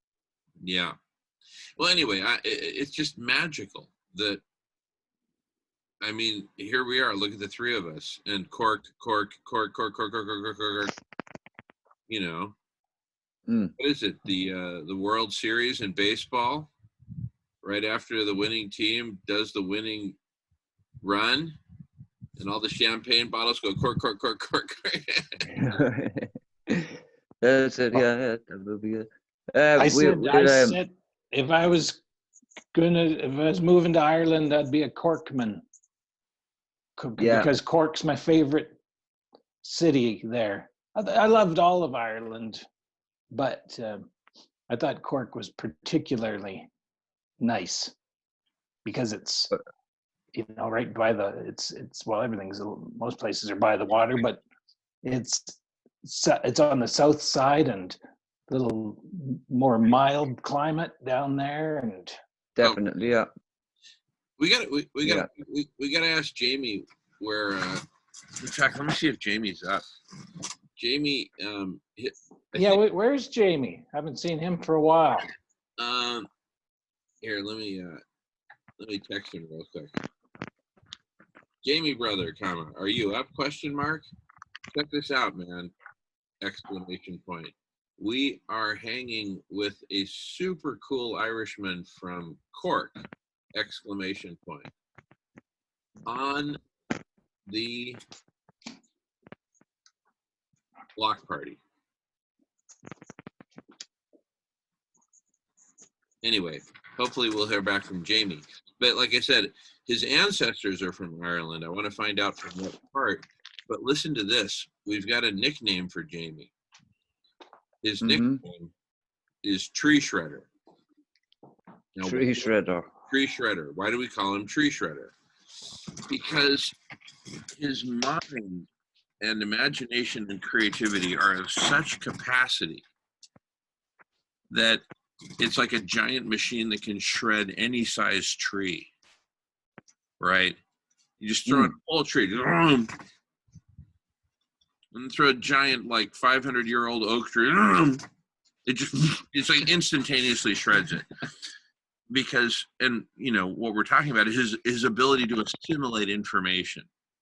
Yeah. I mean, you could stick a fire hose inside his head, right? And turn it on full blast for 10 minutes and then turn it off and he'll say, I'm thirsty. It's just insane. Anyway, back to you. Well, we've had somebody wanting to watch a video for a while now. What video? It's 4-minute video on marine permaculture. Oh, okay. I'll get a snack while you get that started. Can I get you? Yeah. What you want? I'm good. Okay. Hey, Miles, can I get you anything? Yeah, I need a coffee. You got it. James, can I I'll get take it black. black? Okay, great. Yeah. James? I'm having a tea. Yeah. Okay, you got it. All right, I'll be back, gentlemen.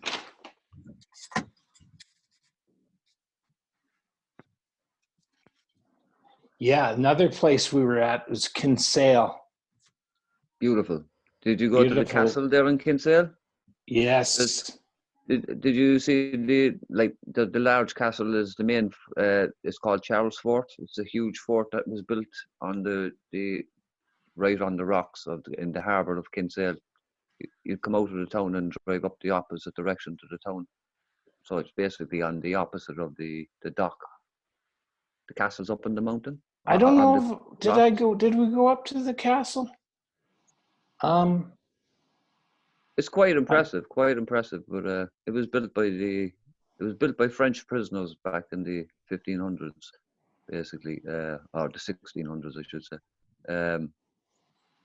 They were prisoners of the British, and they forced them to build the fort then, which is a strategic fort. There was a number of star forts that were called star forts that were built in that shape when you look at them from above. Oh, yeah. So if you were in Cork City, I think you might have you might have went up a little street called Barrack Street. It's a famous street it's known for the amount of. It's a very small street, but it's got so many pubs, public houses.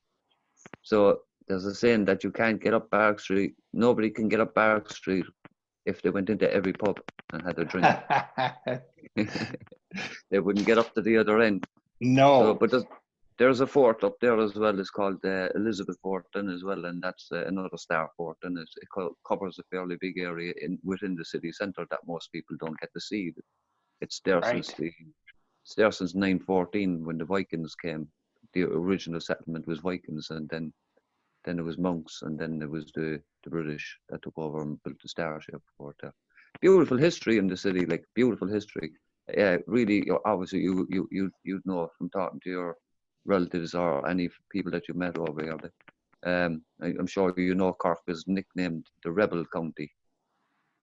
It's known as, throughout Ireland, it's known as the Rebel County and our neighbour Kerry, that's nicknamed the Kingdom because both the Cork and Kerry were the last to surrender to the British, and so they were known as the Rebel County and the Kingdom. But Kinsale has a lovely castle, a small little castle just inside the town. That's Desmond Castle. That was, as far as I know, part of my ancestry, the Desmonds.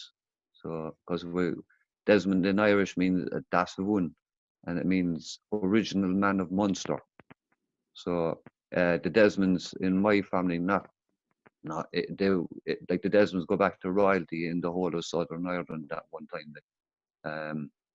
And up until the Desmond rebellions in 1775, the second rebellion by the Desmonds against the British, against British rule, when they were defeated that time, they had formed an alliance and with the Pope at the time, and he sent an army of French soldiers over to help fight the Irish to get the freedom against the British, but they were shipwrecked out just off the coast of Ireland by bad weather, and they washed ashore, and the British were there waiting to slaughter them. So there's vast history there, but we get our name from the Rebel County because we've never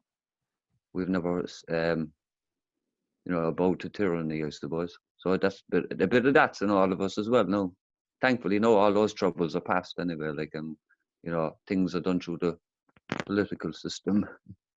So, Yeah, well, it's a beautiful country full of interest.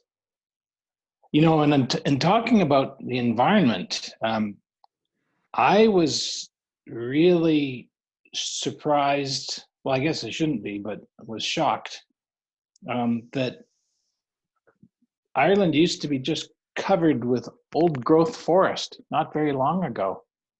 Old trees everywhere, like thick forest. Yeah, from coast to, right from coast to coast. Yeah, the whole inland was covered in forest at one time, and that was the time when it was the, as we call it in our folklore history. Well, it's written as well, like in the books.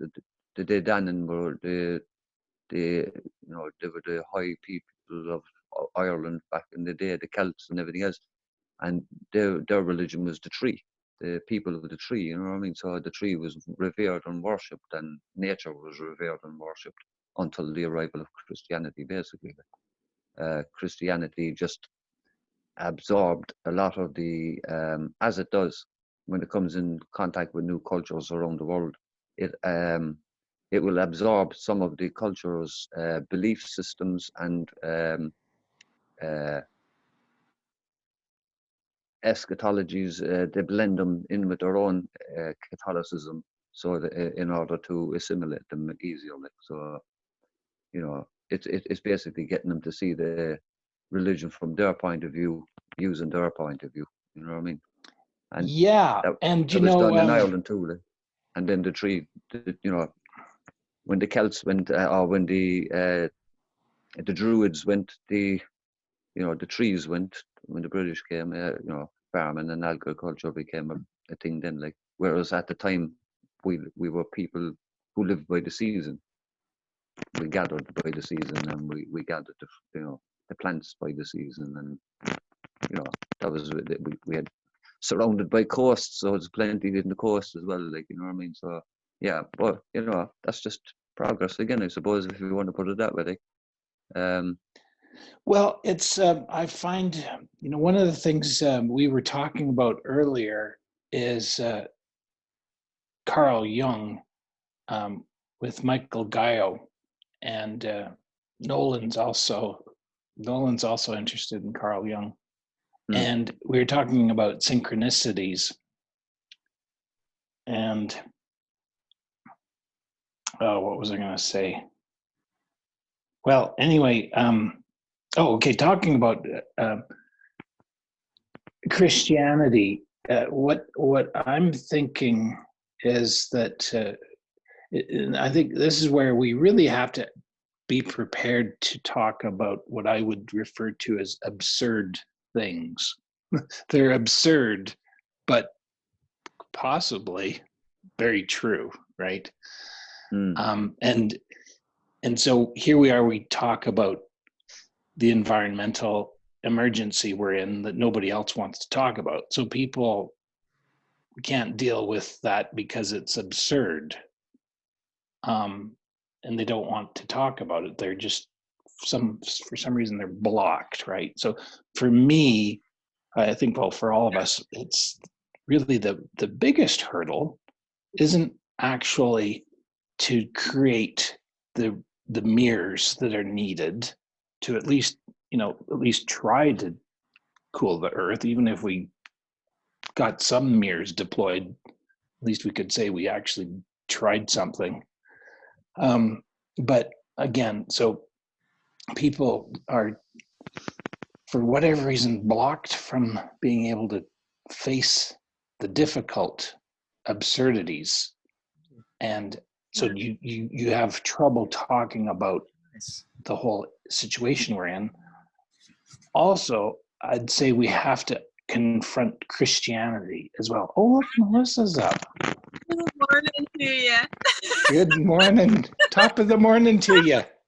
Well, maybe it's not morning out here quite yet.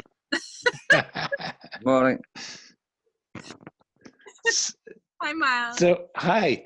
So it's all we're now all about Ireland, and Oh yeah.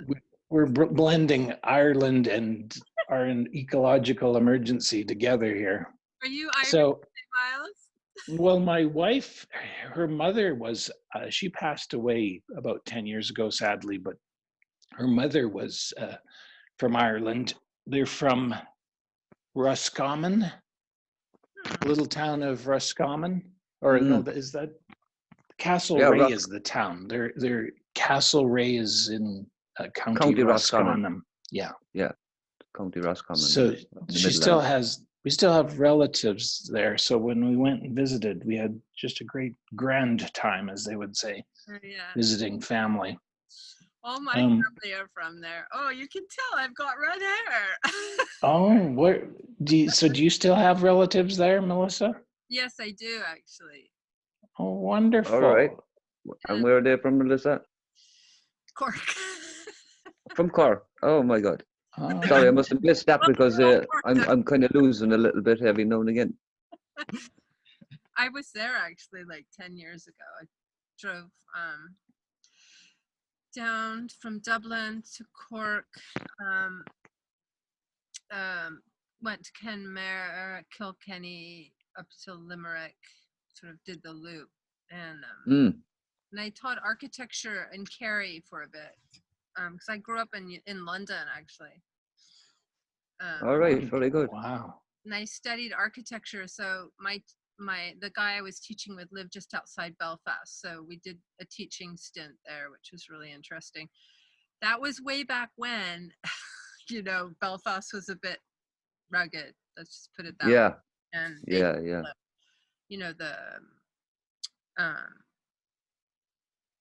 they'd stop you kind of out and about in the countryside and check your passports and things. Yeah. I won't go. Yeah, it was I know what you mean. It was a common thing back then. It was we just call it the time of the Troubles, but thankfully they're behind us. The Troubles are behind us in that sense, anyway. Like it's it has evolved, even it's political anyway now. Like I mean, right. I mean, I tend to stay away from that side of things as well. Like I mean, I just Now we have other troubles that are much worse. Yeah, exactly. We have more important things to be focusing on now anyway than exactly. Than any kind of silly disputes. I won't say silly disputes, no, or anything else, because I don't want to trivialize anything either. People will get offended as well, in essentially. But we have more important things now to be focused on. Right, and than our indifferences, I should say. You know what I mean? And well, those were the times, and I guess those times helped transform us. And now it seems that what we all face together is bringing us together and evolving us and transforming us to hopefully a higher spiritual place. It's God willing, inevitable, and either we wake up consciously to it or we stay asleep. And I can't remember if I was just dreaming that or whether I actually read that, but it's in the agenda of creation. Let's just put it like that. Well, I was just before you came here, and I tend to be long-winded, so my apologies to begin with. But before you joined, I was just we were talking about how Ireland was not too many years ago all old growth forest with massive trees. And I remember one of the first things, first images of Ireland for me was when we landed at Dublin. We had a hotel which was near the airport, not too far, and there was a Holiday Inn, and next to this park, and they still had some of these old growth trees, and they're massive trees. And to think that those massive trees once covered all of Ireland not too long ago is really staggering. And with respect to Dr. Rao, James, are you up to speed on Dr. Sailesh Rao and the Vegan World 2026? I'm not, I'm afraid, no, because like I said, I'm not vegan myself. Don't have to be. So. Well, exactly. It wasn't through the vegan side of this that I kind of came in on the conversation. It was more so when the vegan conversation, Jamin was given. We talk about everything here, so everybody's welcome. And well, as I commented it earlier, I am at a place now where I see the hypocrisy in my eating habits versus my, as I said in the comment, versus my my compassion and love for my fellow creatures, like and Thank you. guilty for the predicament they're in now because of our, you know, our inaction, our actions, you know what I mean, and all driven by greed, like. We've all So been I, there, you know, like yeah, I'm still not totally vegan because I still have a little bit of dairy, but I don't eat meat and I don't eat fish. But mm. I have, and you know, growing up in Europe, consume a whole lot of meat. Well, I mean, unfortunately, yeah, you're right. Like, and I was brought up on it, like, as part of my staple diet. Like, and Yeah, meat I and have to, I potatoes. have to say though that personally myself, anyway, in the last number of years, I kind of stopped eating majority of meat anyway. Um, and it wasn't because of a conscious choice or anything. It was more so because I didn't feel good for it, I suppose, in a sense. And I kind of I ended up with just being down to, you know, one particular type of red meat and one particular type of white meat.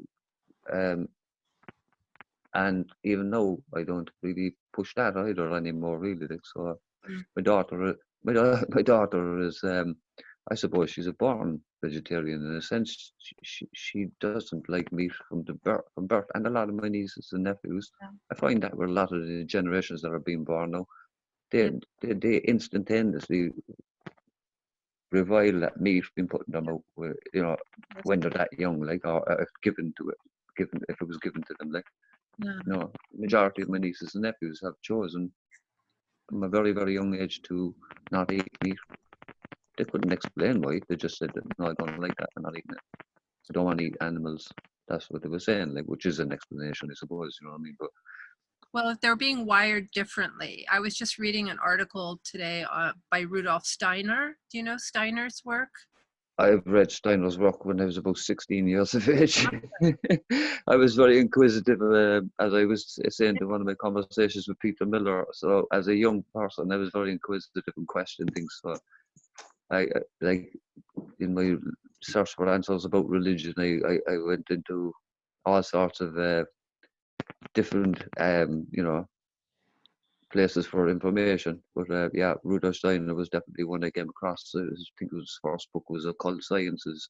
Yeah. Yeah. Um, Well, I was just reading a lecture of his. Sorry, it's cold out here, so I'm just zipping up. On the ego. And he's talking about the post-Atlantean period, which is what we're in. And we're going into the 6th Atlantean period. And he talks about how we're being evolved. You know, what you're talking about is that the children, each generation is coming here a little differently than the previous ones. And there's a major shift happening now, which we can all see with gender issues, polarities, choices of how we live. My niece, similar to your children and nephews, nieces, she and my daughter as well are vegetarian by choice since they're babies. Like my daughter would not eat sugar. She would cry if you put a chocolate bar in front of her. So there's just these, you know, or this young man here, you know, is wired differently. He's like 22. It is so smart and so mature. Like I wasn't like that at 22. Yeah. Definitely wired differently now. Yeah, definitely.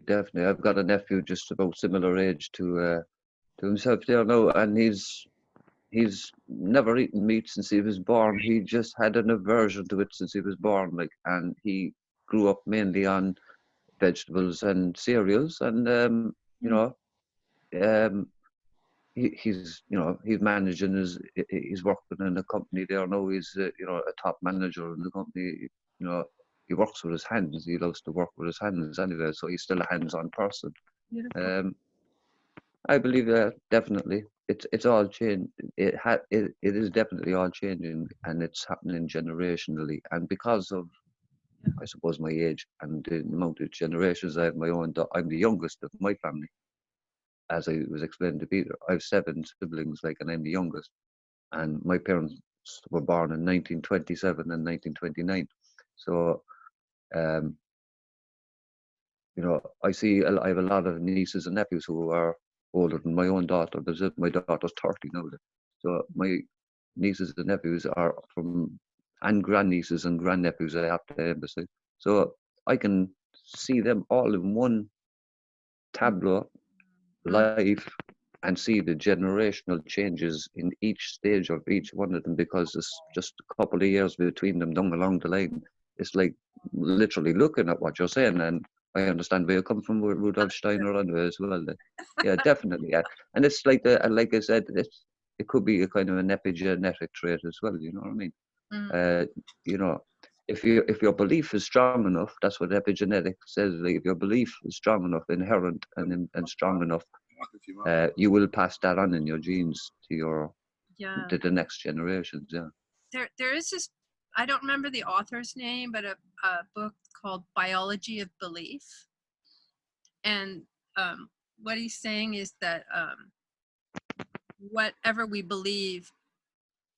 really believe in can actually override our DNA, our coding, and our belief systems, and physically manifest changes. Yeah. Because after all, we're not really solid, right? It's an illusion. We see ourselves as such, but we're actually just particles moving, right? Yeah. Everything's energy. It's pretty cold. And it's more comfortable. the mind, Thanks. you know, we can influence everything with our minds, right? Yeah. Yeah. It's getting cold out here, so we're going to move back in for a second. Well, you know, I'll just say snap in that conversation. I'm going to go get myself a cardigan as well. It's you know, it's bright here as well, but it's actually cold. It's getting colder again, and I haven't got the heating on, so I'll turn the heating on and put on a cardigan. Good. We'll see you in a minute then. In a couple of minutes. Yeah. Cheers. Cheers. Okay, so you get the Yep. We're just moving inside, Miles. We won't miss a beat. Thanks.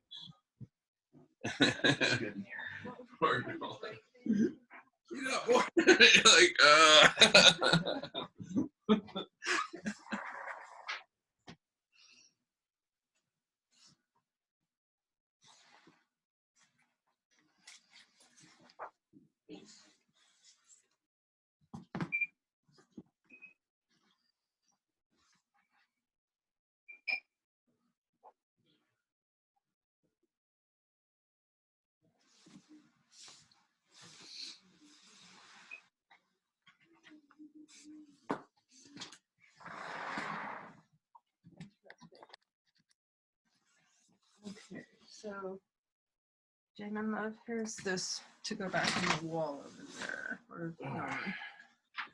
Where did you plug that? Was that over there? Yeah. Here, I'll temporarily use this because this will give us some more flexibility.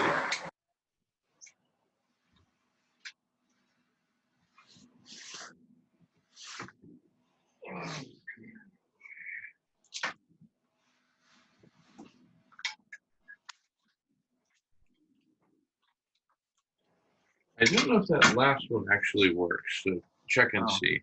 We'll see. Oh, I guess so. Okay. All right, we're just getting arranged here, Miles. All right. Good.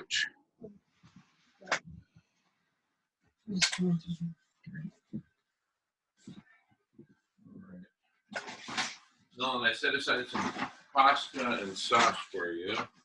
The party favors then.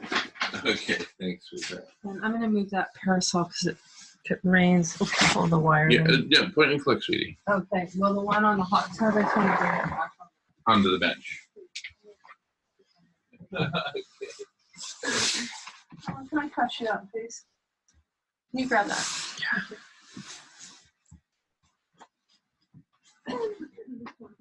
Yeah. I'll get it, baby. Here, Nolan. Yeah.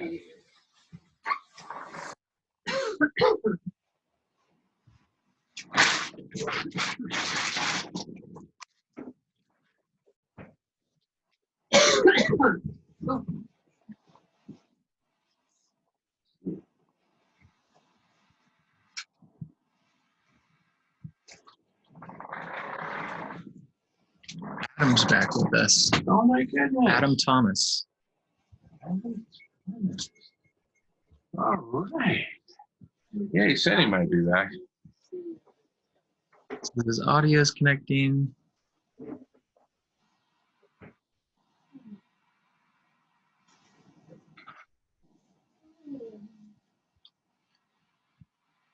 You're still muted.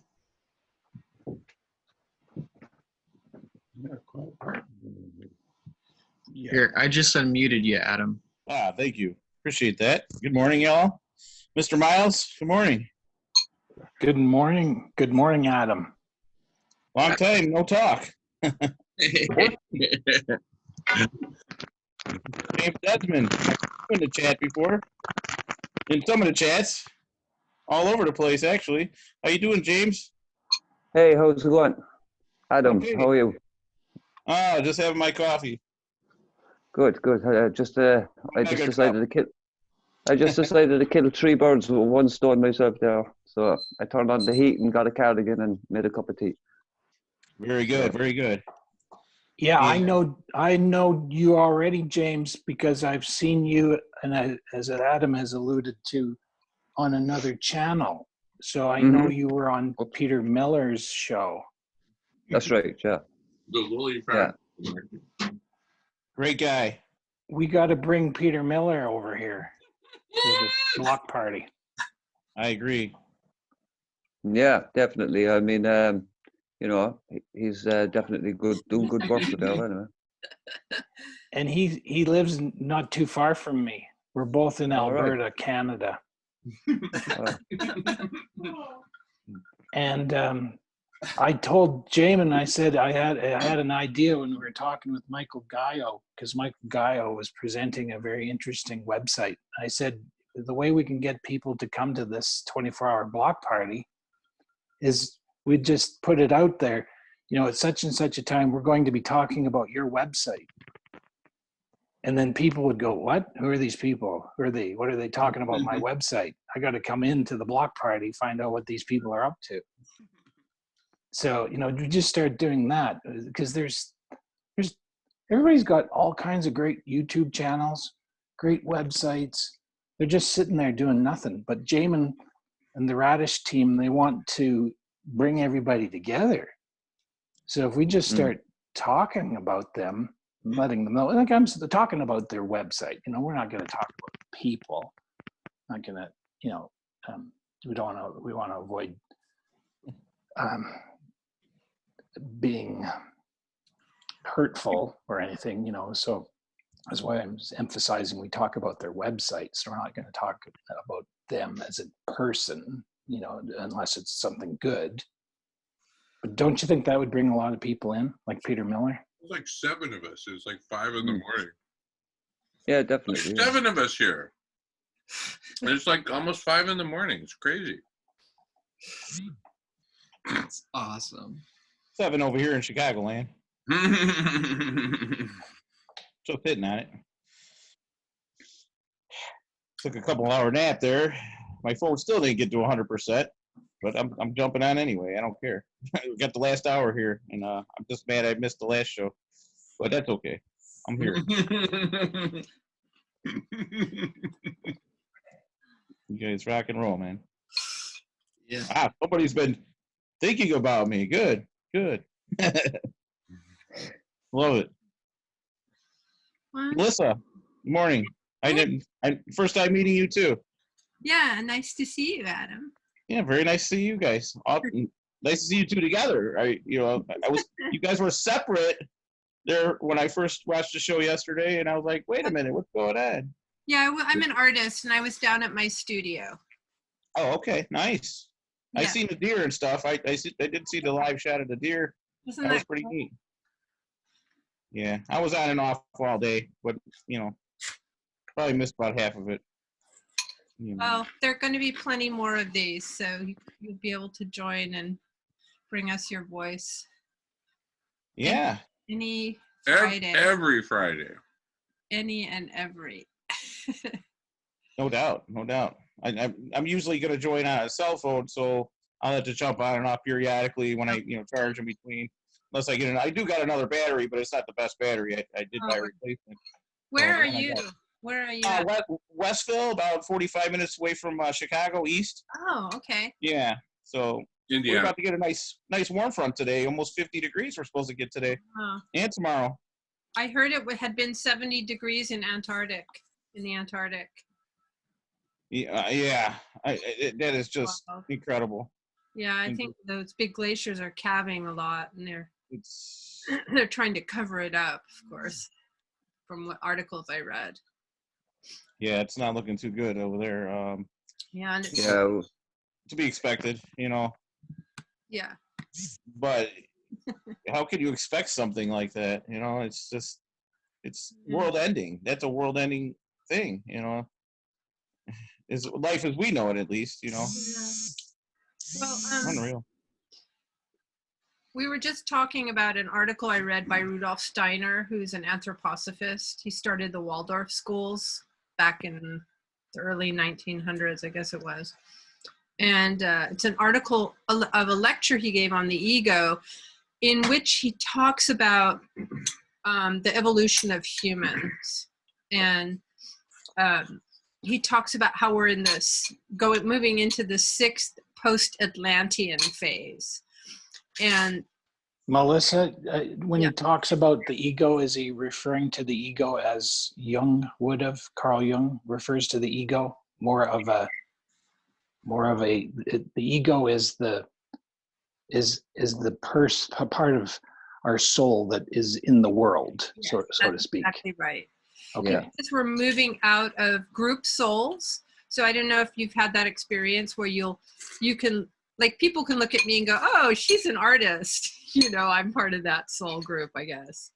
Or you can look at, different types of people and see this kind of group soul they may come from. Like, I'm going to just pick anything, but all bankers, or most bankers, we kind of tend towards certain things that that group soul is drawn to, but we're moving out of that into the individualized soul, which you can really see happening. So he's talking about soul and how we're starting to go through these major shifts now. And also, if you read we were just talking about that earlier. If you kind of read more of his work about humanity and where we've come from, we didn't always inhabit this earth plane. We were elsewhere. We were called Saturn beings once. So who's to say we aren't headed for somewhere else, in a whole other state of being, and just something we at the current moment don't know about necessarily. True. And we just get very attached to things too. I'm not saying not to take care of the planet, of course, and take all the species down with us, but I'm trying to see into the big picture with non-attachment, because I'm also really attached to hummingbirds and orca whales and all of life. Well, talking about artists, one of the things I wanted to ask James, are you a U2 fan? Right, James, do you like U2? Yeah, I like U2, but I wouldn't say I'm an avid fan. Okay, I just know it's sort of I just know there's a lot of Irish. I like the first and the earliest stuff. Okay, so anyway, Sunday. there's an excellent RT interview of Bono, and RTE is the Irish television channel, and this interview really struck me. My wife's a big U2 fan, and I'm working on a dream. And the dream is I'm trying to make up for a gift that I gave her that really sucked. She said, "Why did you give me that book?" And she actually she didn't throw it. I think she tossed it away. Anyway, so my dream is I would actually organize you two to come to Calgary because they've never been here before. But anyway, so that would make up for the bad gift I gave her. But the thing about what Bono said that struck me is that in one point in this interview, he says, well, as far as he's concerned, Jesus Christ never intended anybody to make a religion out of him. And I was like, that is so right. That is right on. And this is one of the absurdities that we also have to confront, I would say. It's just my opinion, but I agree with him. That is a huge absurdity. So, not only do we have to address the absurdity that we've been doing all these crazy things to the planet, but we even have to go right back to the religions and, bring in, as Melissa's talking about this article, the concept of psychology in the way of Carl Jung. And so many of these things have to be deconstructed and replaced with something else. But I know that's very controversial because, you're having to confront people with their version of Christianity. And so, and I know it's a personal thing, but I no longer, since I've been going down this rabbit hole, I no longer call myself a Christian because I'm of this opinion that the person of the Bible that we're talking about is much bigger than our puny little religions can box in. Mm-hmm. Definitely. I agree 100%.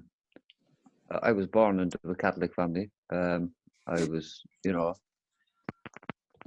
brought up with the Catholic religion, really, as a young child. So it was all put into me.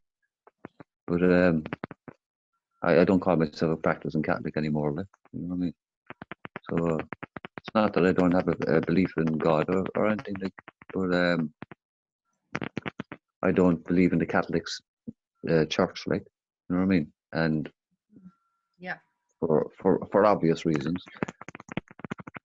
So I found myself on my own a long time ago. That's why I'd be looking at the likes of Rudolf Steiner when I was 16 years of age. That's a long time since I heard his name, actually, because, other than maybe recommending some of his reading to my daughter a few years back.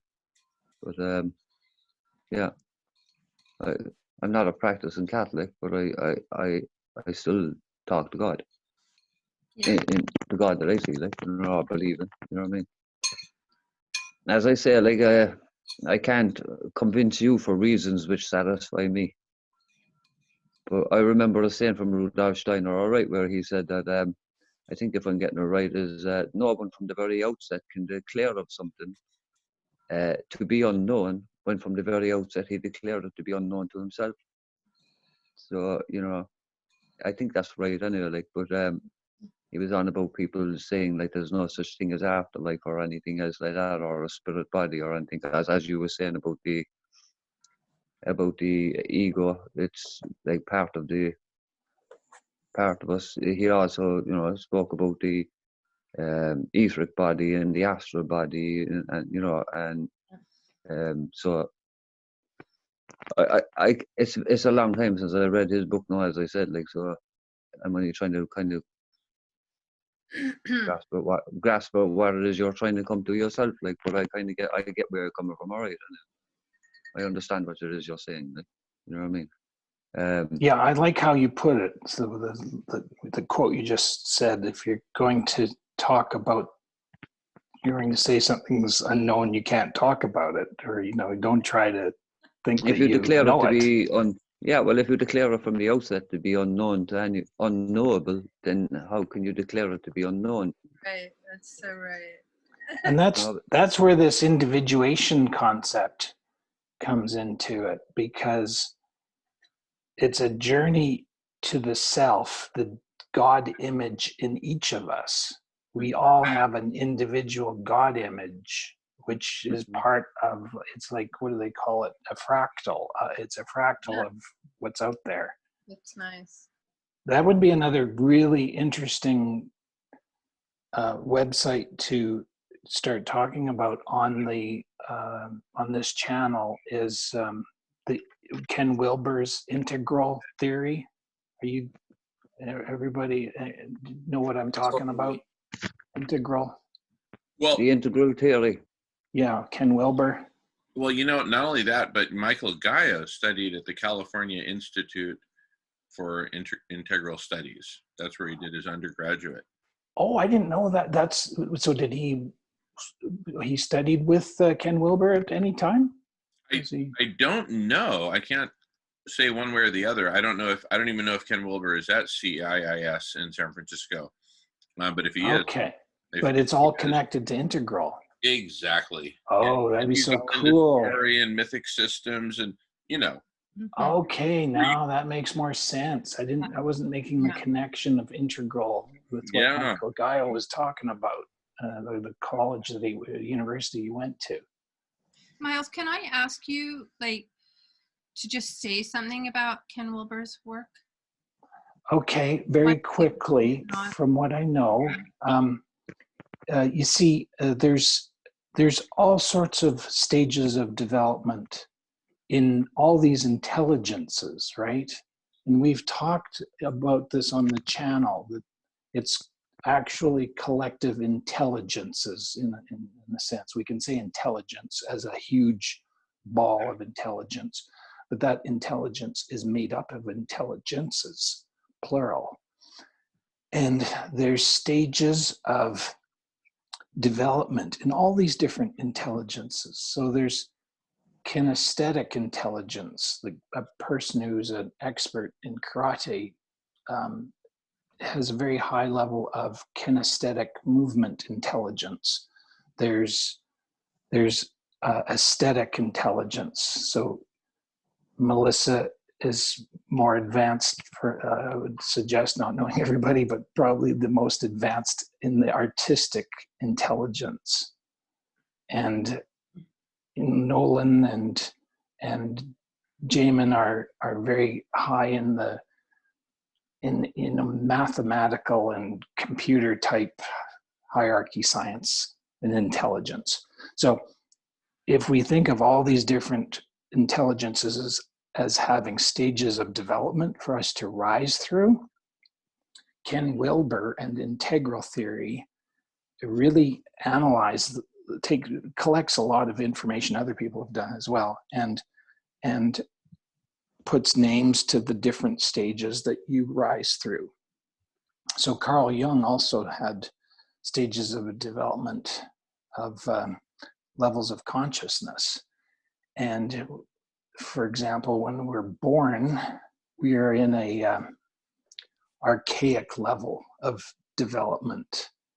And I'm going to get this wrong, but essentially our individuation journey is to rise through stages of development.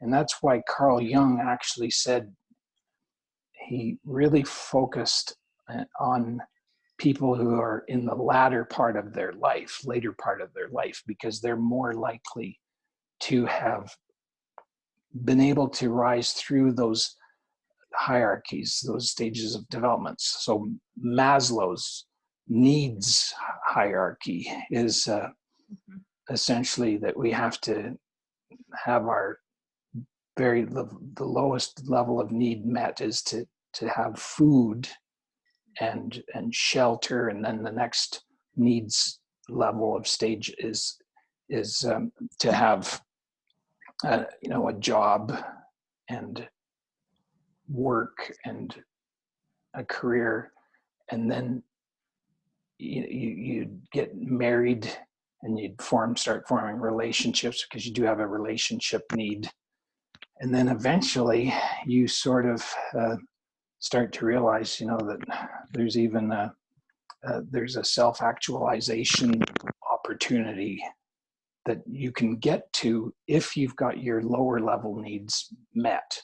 Mm. So us baby boomers, we really have an obligation. Well, I'm a baby boomer. I'm not so, but we have to realize, okay, we've either finally gotten to a stage where we can say, okay, there's a lot of bullshit going on because we're self-actualizing. So that's an example of these stages of development. And Ken Wilber has really taken those deeper, and he has a spiral concept that he assigns colors to, and he let me just actually, I wonder if I can share something.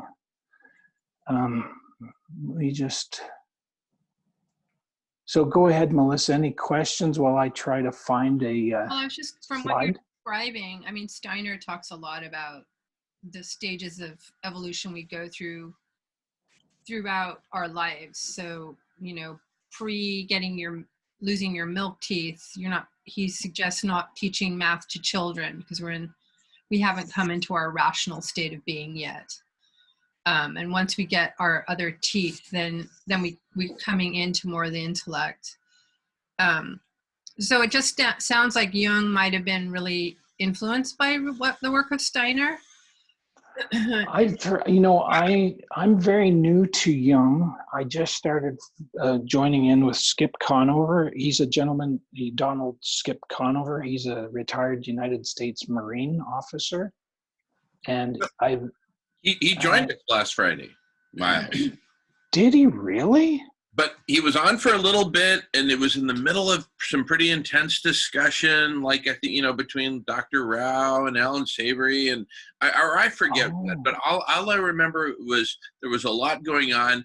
He popped in, he hung out for maybe 10, 15 minutes, sort of observing. Who's that? Oh, cool. Skip Conover, who Miles right. invited to join. Anyway, I just wanted to mention that to you, Miles. Well, thank you. Well, I'm glad you told me that, because I had invited him, and Nancy Paff, she dropped by. I don't know if you remember Nancy. Yeah. So they're all part of my little gang of friends over at Skip's Carl Jung Depth Psychology reading group. And again, thinking about what you're trying to do with Radish is to bring all these people together, right? Yeah. And we start gathering and sharing and cross-pollinating, right? Someplace, instead of being in our silos. Are you seeing my screen? Really interesting. So there you have it. That what this is presenting are three intelligences, you could almost say.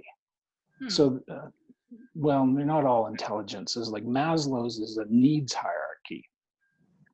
And it's physiological is the first level. So, you have to have your food and shelter met. Then safety, then belongingness, then self-esteem, self-actualization, self-transcendence. Gebser has a worldview, and this is a very important one. And Ken Wilber in Integral is just saying, okay, we've got all of this to contend with, right? Like they're all happening at once.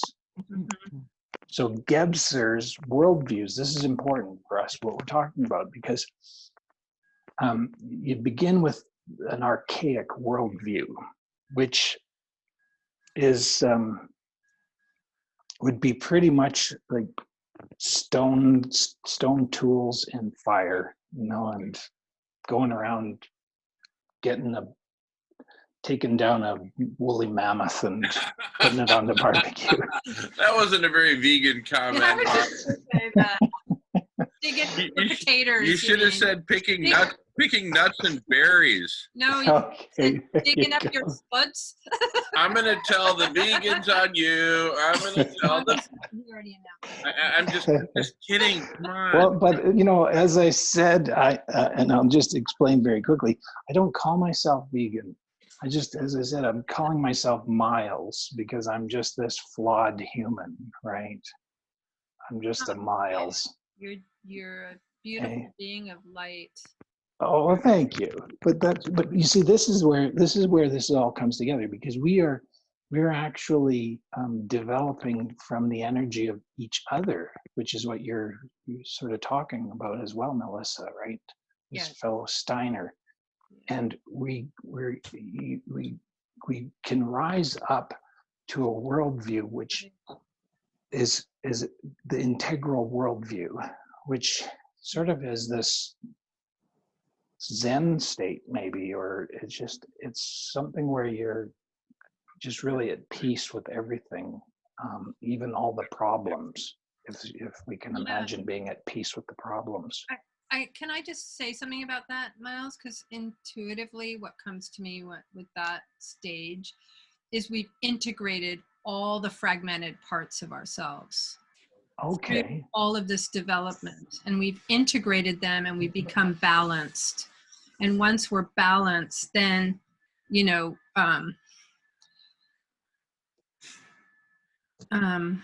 yeah, I'm just going to leave it at that. You know, we and come it's into a balanced state of being. and what Ken Wilber emphasizes is that we have to respect all the lower levels. Absolutely. And when we're talking about the current state of business as usual Christianity, or business as usual any religion, we're talking about people that are at the mythic level. And the mythic level is a sort of an ethnocentric level, where you are thinking, oh, it's, we've got it figured out. We're the Roman Catholics. We got it all figured out, and everybody